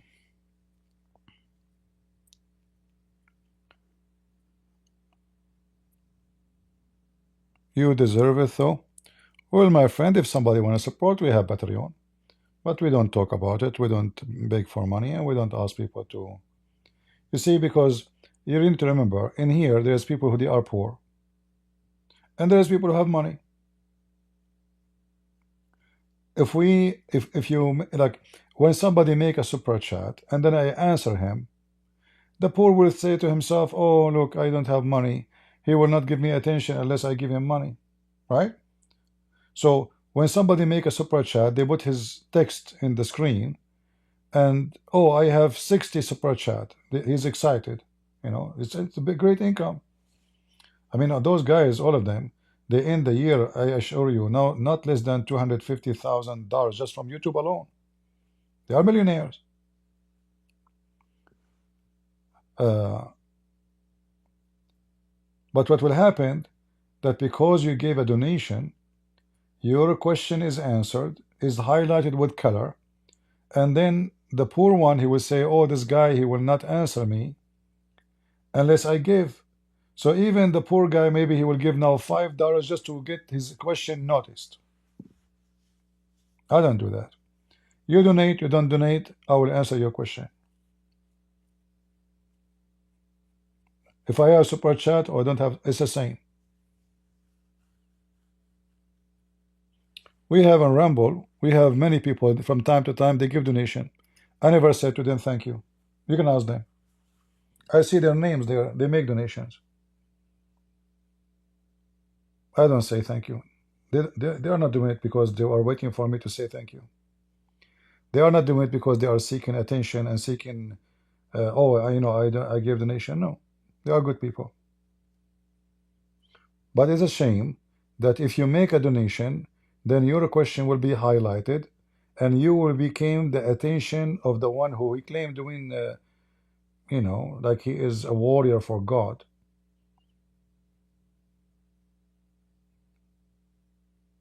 In fact, he is a warrior for the rich.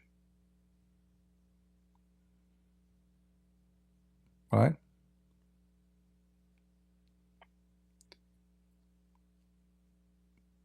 How many of you receive email from me in Patreon saying to you, thank you?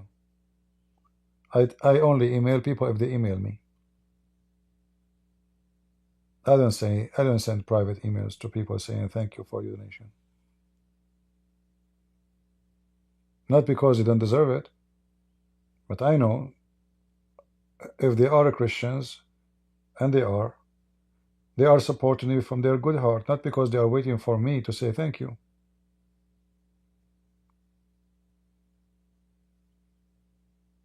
Right? Even sometime, you know, somebody send me a message saying, sorry CP, I cannot donate this month, I am working, doing etc. I say, my friend, don't donate, please take your donation. I mean, the person is telling me that he's out of job, or he have a low income, or I ask them to stop donation. Many times I scream at people if they donate. Like, if you remember, once in Rumble, there was a lady, she gave $500, then another $500. I scream at her. I threatened her to ban her. She never came back. Who remember? Do you think those people there, without saying their names, will be upset from somebody give them $500? They will never. People, they say to me, what's wrong with you? Why are you upset? Maybe she is rich. How you know she is not rich? Right?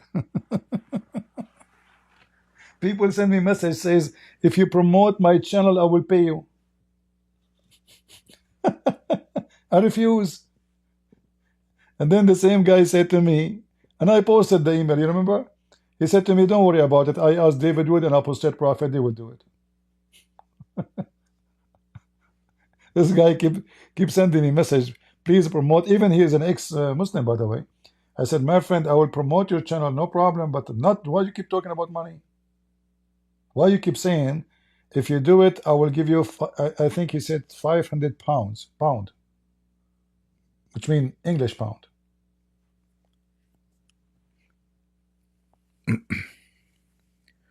Anyway, people are different. Everybody have his intention in life. And we do. From their fruits you shall know them. If I am here for money, I will not give my books for free. If I make from every book $1, just $1, like all those books I give for free from all those languages, Indonesian, Romanian, you know, whatever, you name it. So if from every language I sell only 10 a day, and I get $1, I will make a lot of money, but I give them for free. Just if I get only $1. How many Indonesian they have my books for free? All the languages, you know, Russian, Romanian, Ukrainian. You know, in Ukraine, I gave my books to those Christian churches, and I told them all the money come from it is yours. I never took a penny. Not even a single penny. And my books in Ukraine is sold in bookstores.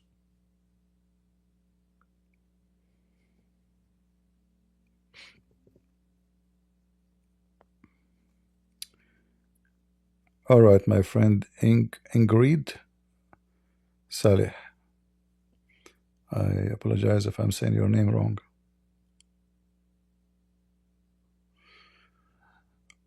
Anything else?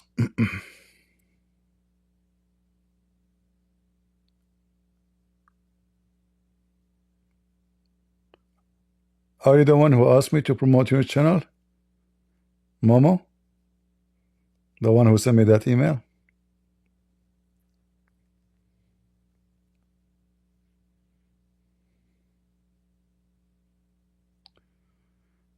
Anything else? Any question?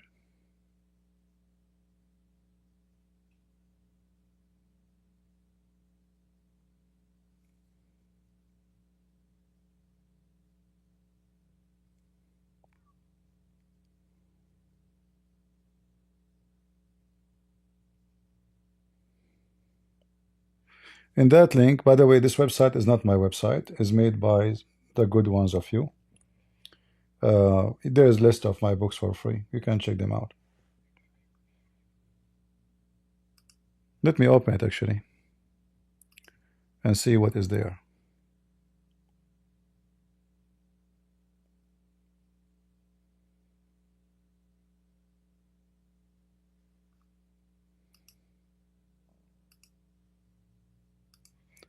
I think they should make the link, maybe. I mean, I know like it's practical, it's just the text. But look, all those languages for free.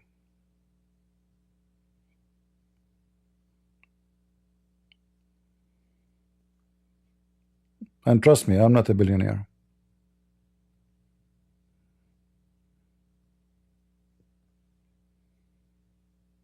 But God is good. So is Jesus. As long the Lord He provide me with a roof, and I am healthy, and my brain, most important, able to function, so we can fight the evil, and you know, everything is good. God is good. I have no complaint.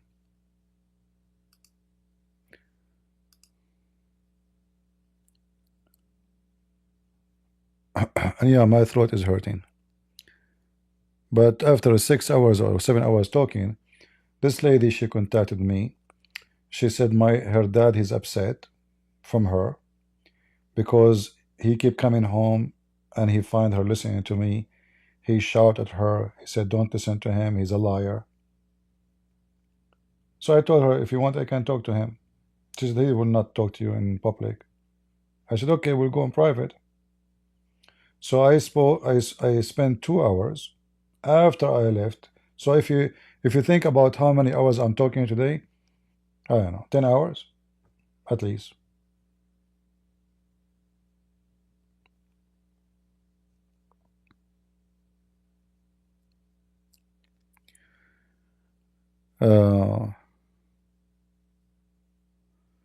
Should a Christian turn the other cheek in Gaza? Christians should not turn the cheek anywhere in a Muslim country,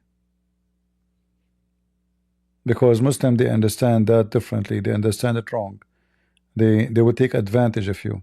You see, the Bible teach you to turn your cheek because you are speaking to a human, which means a human who believe, or he is acting like a human. Muslim been taught, if a Christian don't fight back, that's because they are coward. So they will take advantage of you and they will do more. In the old days, there was a law. It's the same, like even sometimes there's some strange laws that still exist. Not long time ago in USA, if you put laundry of men and laundry of women in the same laundry line, you will get fined. Weird, huh? In the time of the Roman,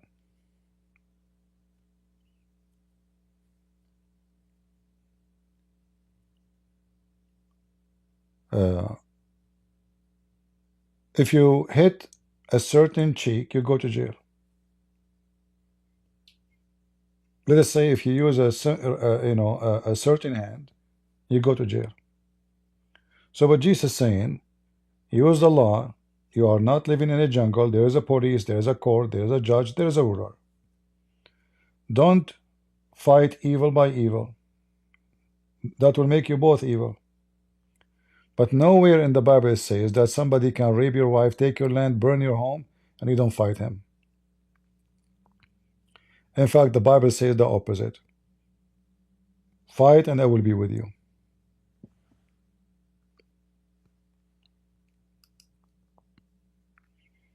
All right. And many Christians, they take that sentence in the Bible and they use it in a wrong way. I told you many times stories about me. Since I was a kid, I carry guns. This is how I am. I like guns. I go with the Christians, we go hiking. They say to me, why you are carrying a gun? We are Christian.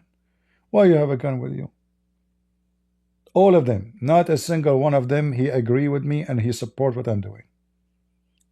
Until one day we went there and we start hearing, it was stormy, we start hearing at night the sound of the wolves.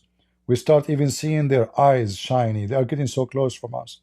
Right away, all of them, they said to me, "You have your gun with you, right?"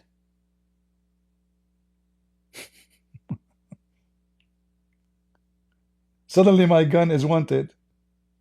What happened? I thought guns are wrong. They are bad. They treat me like I'm a gang guy between them, you know, like they are the angels. I am the bad guy. And I don't care. I always have my guns with me. I don't care what they say. So when the wolves came, they said to me, "Your gun is with you, right?" I said, "Yeah, but I have one bullet." They said, "Why you have what do you mean one bullet?" I was joking for sure, you know. And you should see them, they are holding me from my hands. I can't even move my hands. Those wolves are getting so close to us, a big pack of wolves. So this is how some Christians, sadly, they think that Christianity make you coward. Christianity is against carrying weapon. Christianity mean men should be very peaceful. The Bible says peace for those who love peace and no peace for the wicked man. Somebody have to stand and fight against the wicked man. If not the crusade, all of you will become Abdul long time ago. Those who crusade, they paid their blood to save you. They are the brave one of us. That's why I appreciate them very much.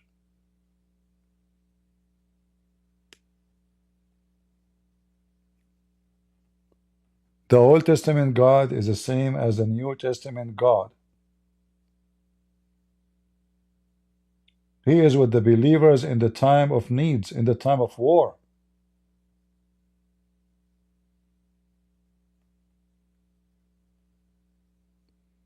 Which one of you will respect a man he don't protect her if somebody coming to rape her?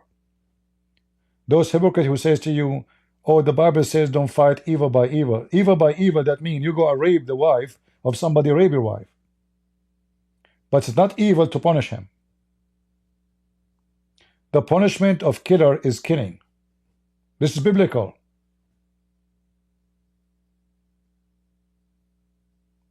This is not evil. Evil is doing to others the same evil they did to you.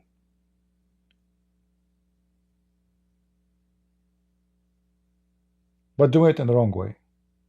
So he killed my wife, I go kill his wife? No, you kill him. He is the one who did the wrong, not his wife. Killing his wife is evil. Killing the killer is just, not revenge.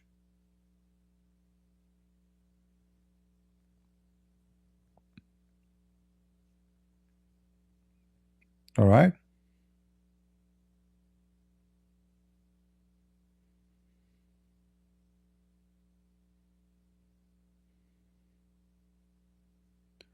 Revenge is not right. Justice is right. If somebody is confused about revenge and justice, it's different. Revenge is coming with hatred. And you will exaggerate in your punishment. Just is to do what the person deserves based on what the crime he did. Revenge can reach the, because if it's based on hatred, you will revenge from everybody, not only one, not only two, not every three, you know. Like you are like you became a hatred machine.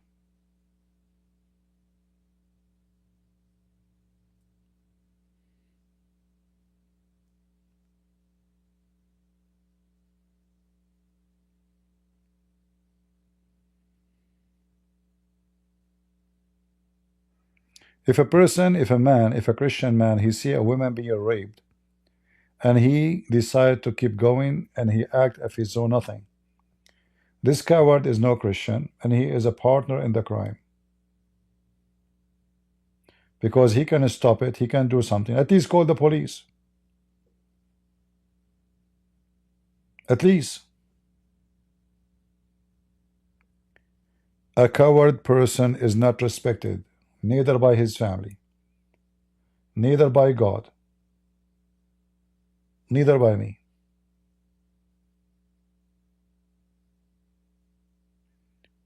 If you ask those women, who of you would like to walk with the man, he will not defend her if somebody tried to grab her? So why he's a man? What his job is there? What he do?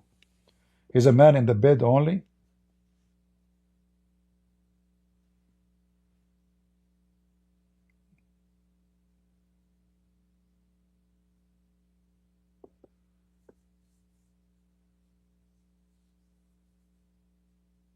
You know, the Muslims in Lebanon, they look at those Christians, they are, you know, they are nice, they dress fashion clothing, they go to the beach. I mean, they don't sound like aggressive people, so they attack them. Big war in Lebanon.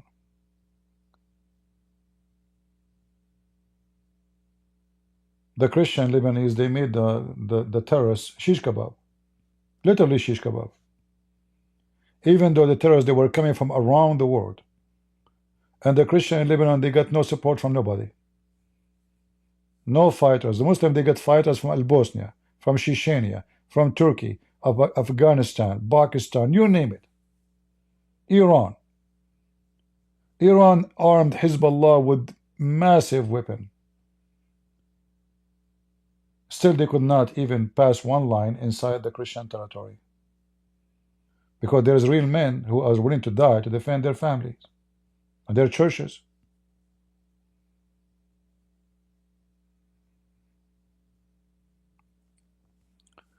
Just 2 years ago, this filthy scumbag, the leader of Hezbollah, he threatened the Christians in Lebanon by doing an attack. He said to them, remember, I have 100,000 fighters.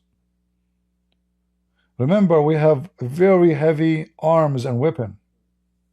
Remember that after the Christians, they have a little war between the Shia of Hezbollah. They came to the Christian territory. They started beating people in the street, destroying cars. So the Christians killed 7 of them. 7 of Hezbollah. Hezbollah could not kill one. So this filthy Nasrallah, he came on TV, says, threaten the Christians. But he don't dare to attack them, because he knew the consequence. He will dare to attack the Muslim Sunni, because he knew the Muslim Sunni are potatoes.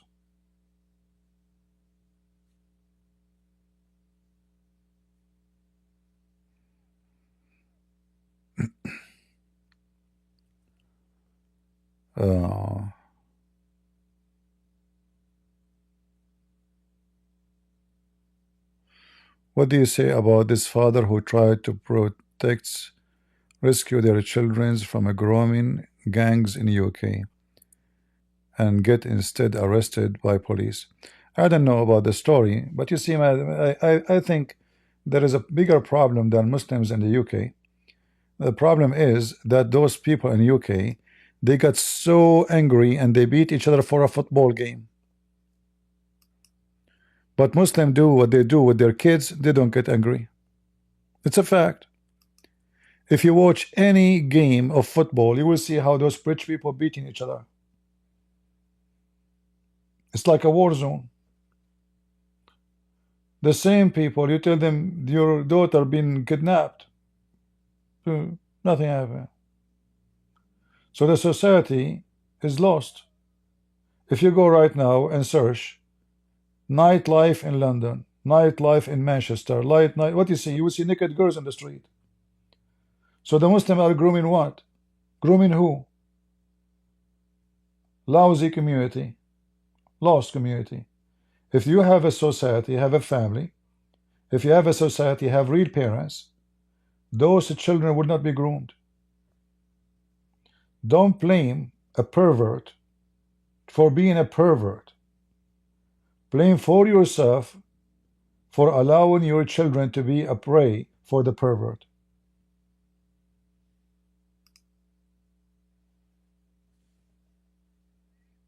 Right? Did you see those women naked in the street? What kind of community this community is?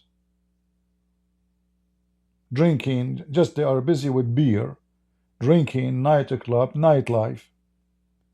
Anything else, they are not there.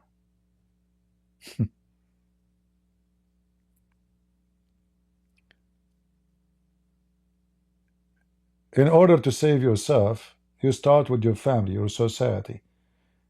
They will groom only lost ones. Kids who have no parents. His mom, she is a whore. The father is a drinking. And what you expect? Where is the mother? In nightclub. Where is the father? Is a drunk. Where is the daughter? She is in the lap of a Muslim. I mean, don't you see the Muslims are raping each other too? Don't you see what they are doing inside their community? Taking girls, you know, brainwash them, secret wives, secret ministers, mistress. It's just, those are very sexual pervert. They do it to their own.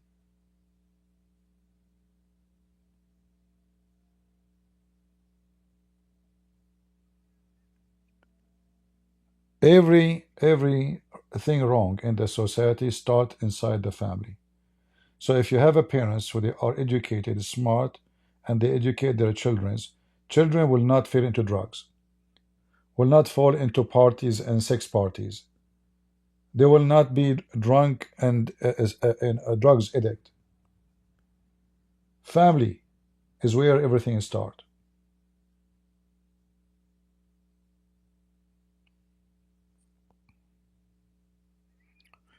This is why if you want to marry, never marry a woman. She's a trashy junkie, because that will tell you how your kids will be. Never marry a man, he is junkie. Your family will be junkie too, because kids, they learn from their parents. If my mom and my dad are junkie, what I will be?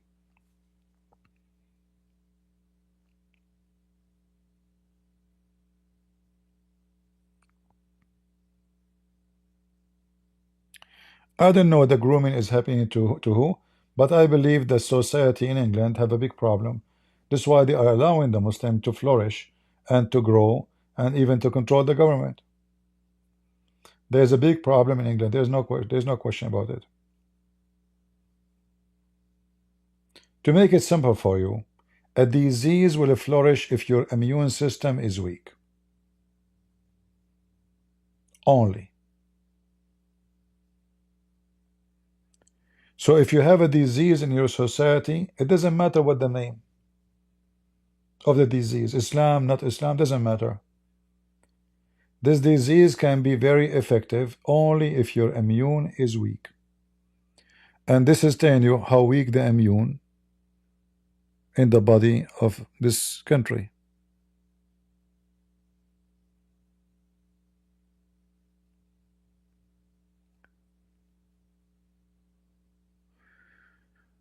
Would love to go hunting with me? Okay, invite me for going for hunting.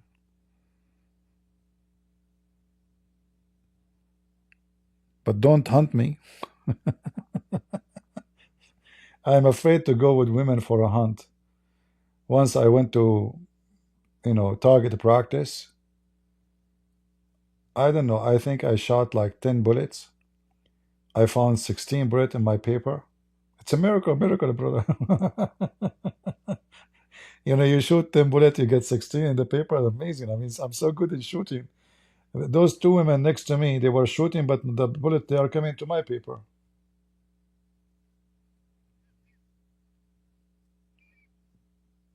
So I will go hunting with you as long as you are a male. If you are a female, I will be very careful. Actually, I saw some females. I saw some videos. They are really good at shooting. Even way better than males.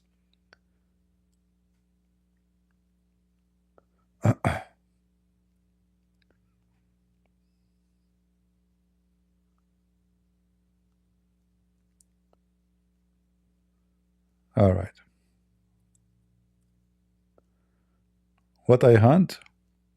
Anything, When I was like a teenage, we used to go, and then after for sure, in the desert, not too much animals there. We have a bird, like it's called the gutta. Let me show you this bird.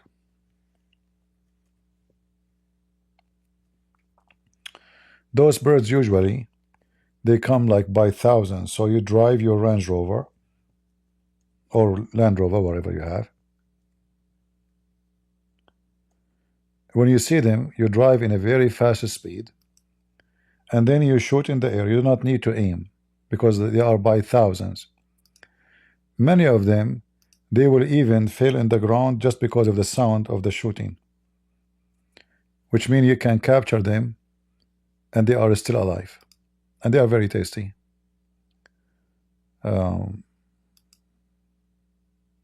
This bird. So this is one of the birds we used to hunt for in the desert. This is in the Middle East. You know, deer are very rare there. Like, you know, almost there is no deer really. There's ducks. You can find wild ducks. You can find rabbits, big, huge ones. Actually, they are very tasty because the rabbit, which in the desert, there is some kind of a grass which gave their meat really a nice taste, and their meat is red. You know, it's not like those rabbit they grow in the farm. Mostly they are like white meat. And there is other like wild animals, you know, many. All right. But here in the state, your hunt can be different because there's many kind of animals, and you can hunt it during the season time. That is a quail. We call it a quail here. I don't know.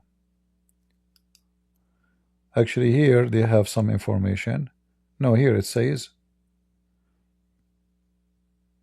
Petrocles. I'm not sure. That's what they call it here.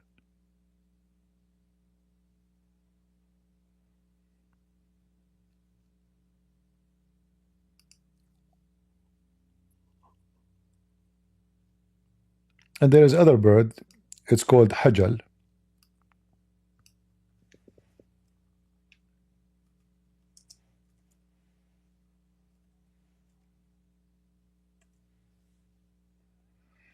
This one. And here there's the name of it in English.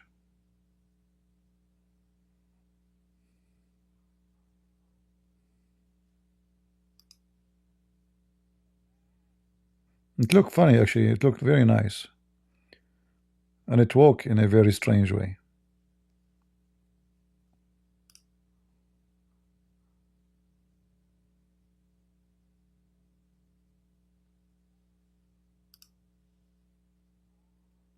This is more a clear picture.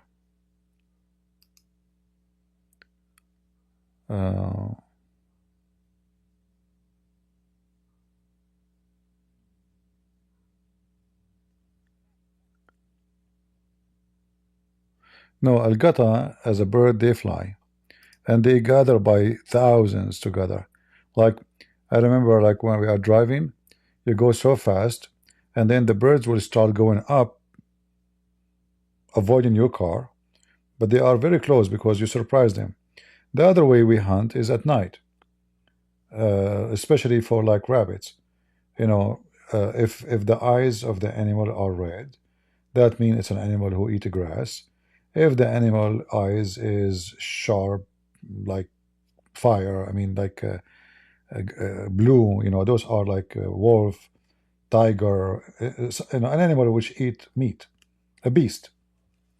So at night, if you go and you have those strong light in the top of your Range Rover, you shoot the light suddenly, you go in darkness, and then you flash the light suddenly, and then the rabbit, even he saw you now, but he freeze. The light will blind the rabbit. And those rabbit in the desert are really huge, massive, you know. It's like getting a small, small goat. So, so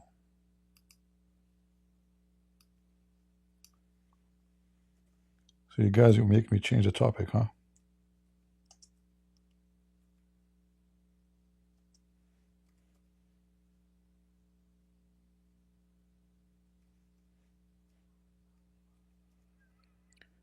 Like, you know, the rich Bedouin, you know, those the people have too much money. They use the what they call it, the eagle, to do the hunt for the rabbits usually.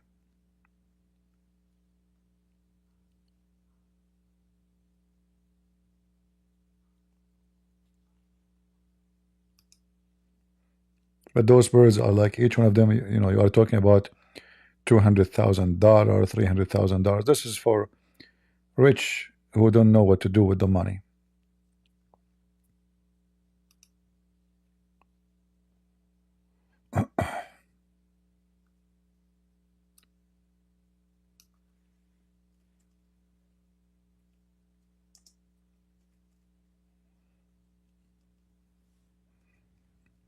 And you know, they like, you know, the Arab, they like to show off who is more rich. So the one who have more bird, the one who is like, you know, he is so rich.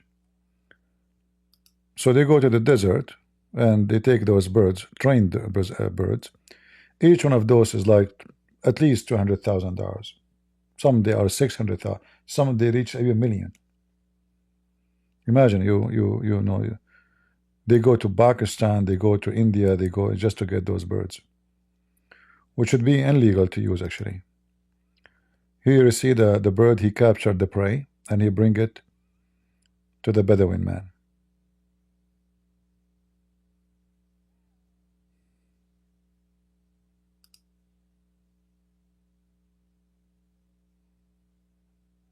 Yeah, this is the sport of the very filthy rich Arab who do not know what to do with the money.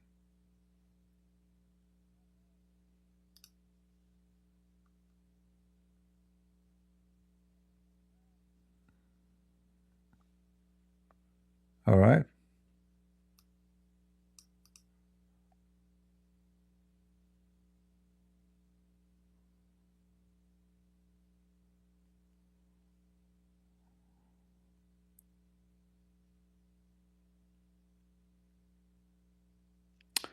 Anything else?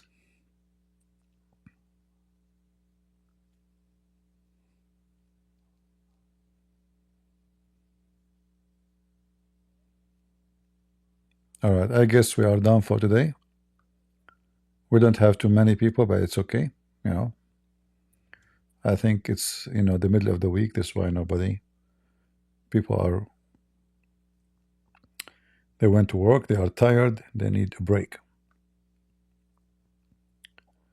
And we hope we did not make you tired. Are you tired because of me?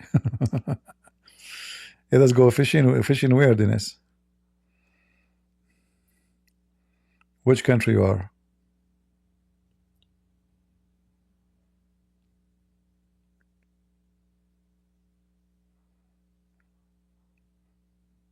If I have money, one day I will buy a boat. I like to go like fishing, deep sea fishing, you know.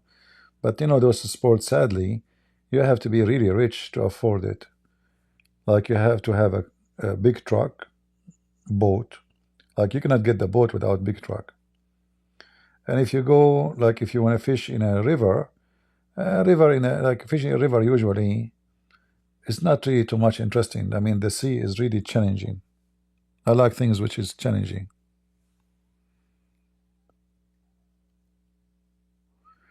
San Diego, okay. That's a good place.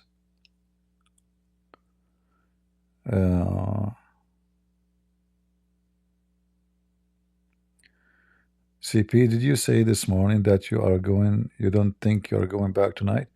Yeah, I said that, but somebody asked for help, so I came back. The Muslim women and her father, I spoke to them after the live, and they accuse us that we are the one who support Darwin. Her father said so.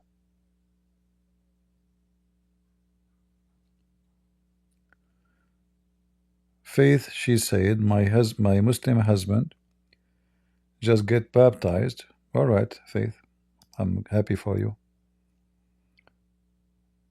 Very good news. And your daughters too. That's wonderful. That's wonderful. God bless you, sister. That is a great gift before the Easter, huh? So now you and your family, all of you, you can celebrate the Easter as one Christian family. That's a great gift from the Lord to you.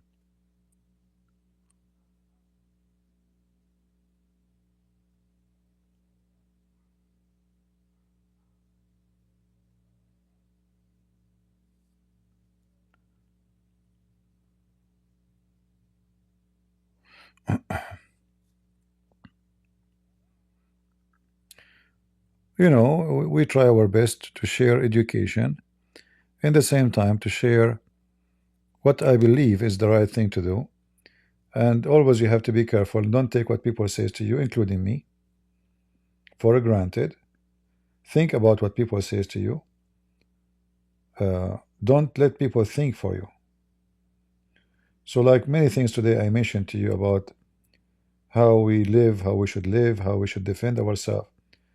Anything I say to you, think about it carefully and see if it is first biblically accurate, because this is the most important.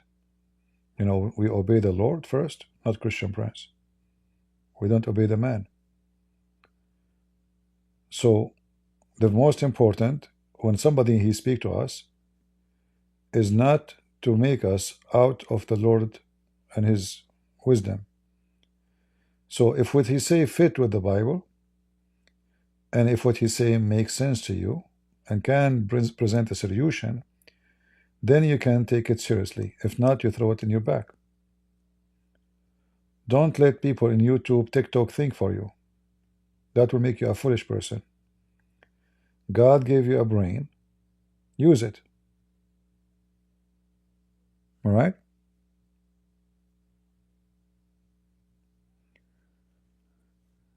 Good Friday is a very sad day for me. Well, I don't agree with you, Dennis. I think Good Friday, it's a Good Friday. It's not a very sad day. It is the day where our salvation is in the top of its glory. Because if there is no, the Sabbath Friday as you call it, there is no resurrection day.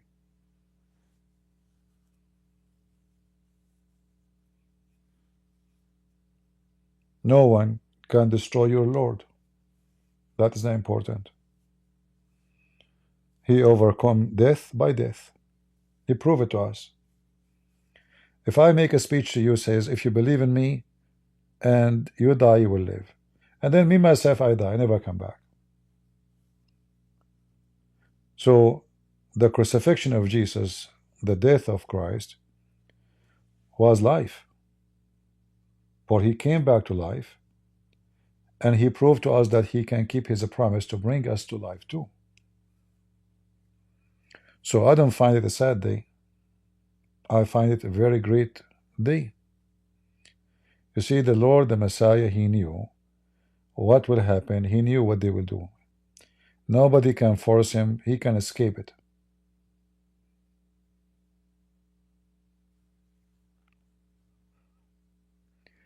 If you look at the autumn, when the leaves of trees, they start dropping.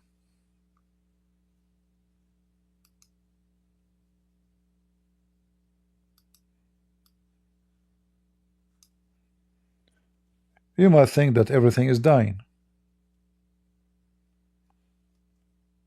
Right?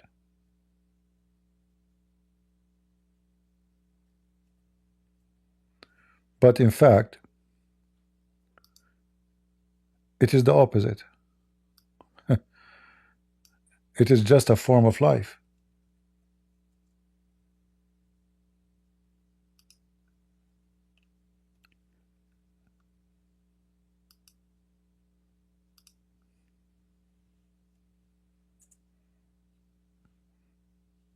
Even this season is so beautiful. God is amazing.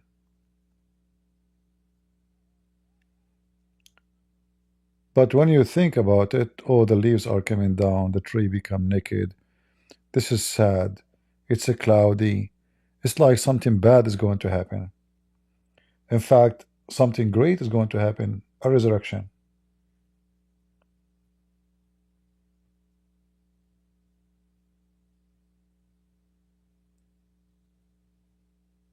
Right?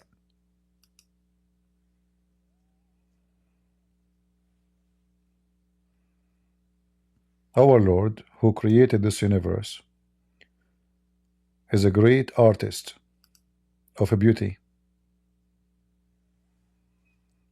And you will notice that this season is a 3 month too. It's like 3 days of Jesus in the tomb.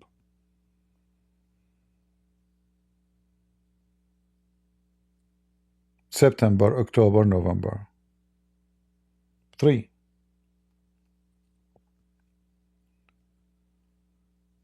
So the earth go to death, and then the earth come back to life. It's God wisdom, and He have His fingerprint over everything He created.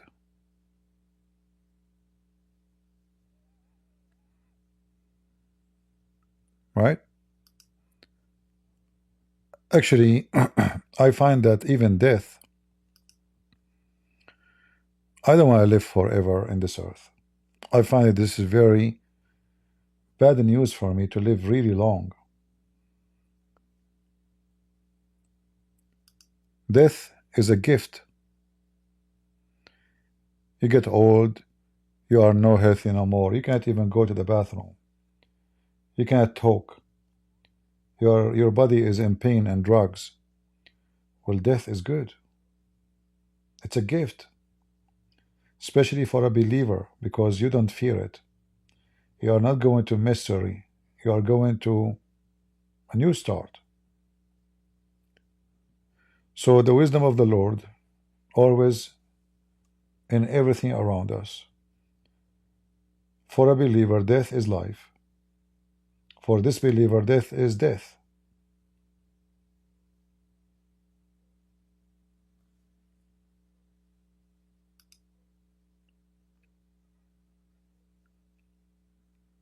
All right.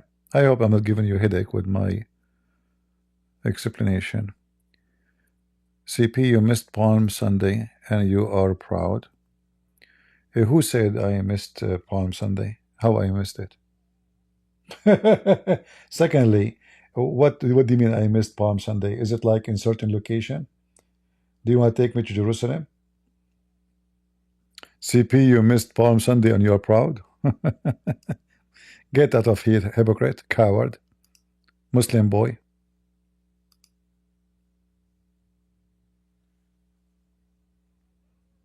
Hypocrite people. Just today, I spent more than 10 hours to prove to everybody that God, our Lord is good. So you claim that you went to a church and in Palm Sunday, you are a good guy? What you did, you took pictures? Hypocrite people.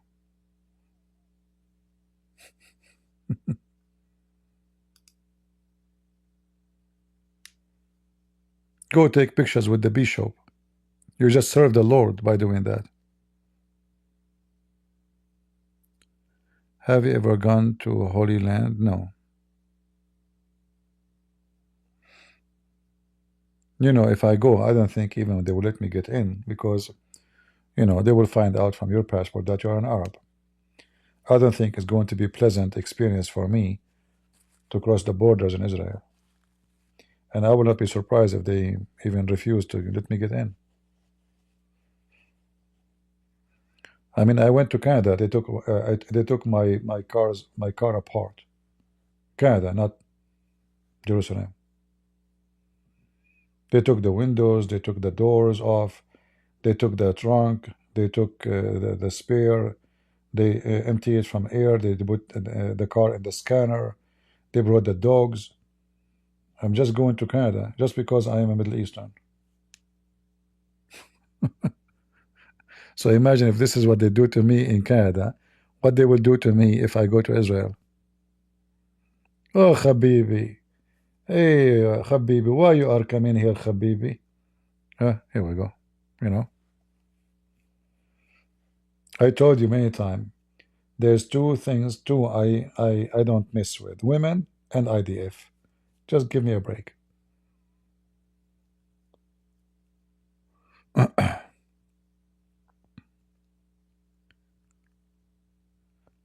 No, no, not because of my beard. Right away, they will find that you are a Middle Eastern. It's obvious, you know.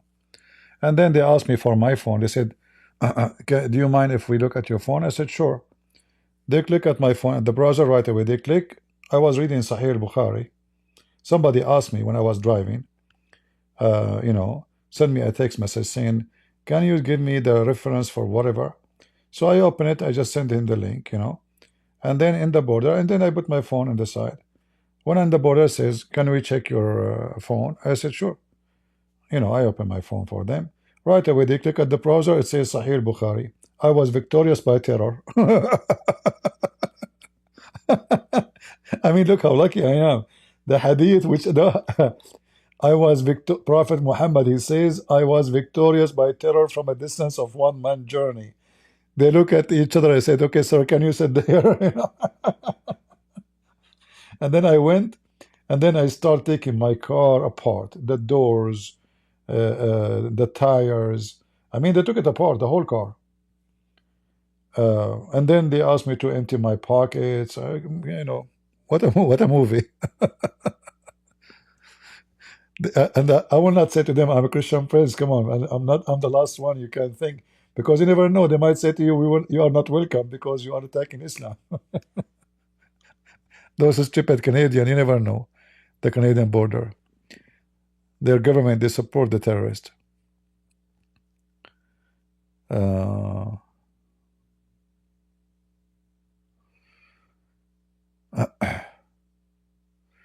absolutely, it's a true story. But this has happened only first time. Second time I went to Canada, they did not do that, you know. I guess because it was first time, and they were like kind of suspicious. When I went back to USA, nobody is even asking me, like, you know, right away when you go, the guy in there's a cabinet. He says, yeah, I heard you saying a U.S. citizen.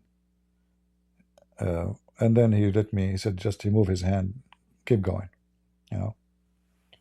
But the Canadian border, they are the one who stopped me. But, you know, they let me go anyway.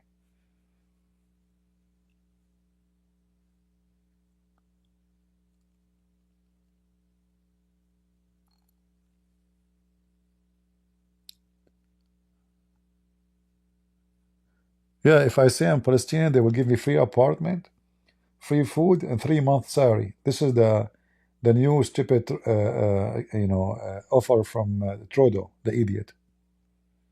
If you are from Gaza, you have a free visa. There's no need for visa. Free housing, free school, free health insurance, free, and $3,000 a month. Stupid Canadian. Just wait and see what they will do to you later. All right, guys, I think it's time to go. I hope we answer those guys about what they asked for. And we pray that tomorrow will be a better day for all of you. Knowledge is very important for us as Christians. And the Bible says clearly, without knowledge, we will be perish. My people are being destroyed because of their ignorance. So we pray to the Lord that we are able to share some little knowledge with my humble little knowledge I have. And I hope I was able to help those Muslim family. And maybe we will hear from them soon again. God bless you. God is good. So is Jesus. We are the crusade. See ya.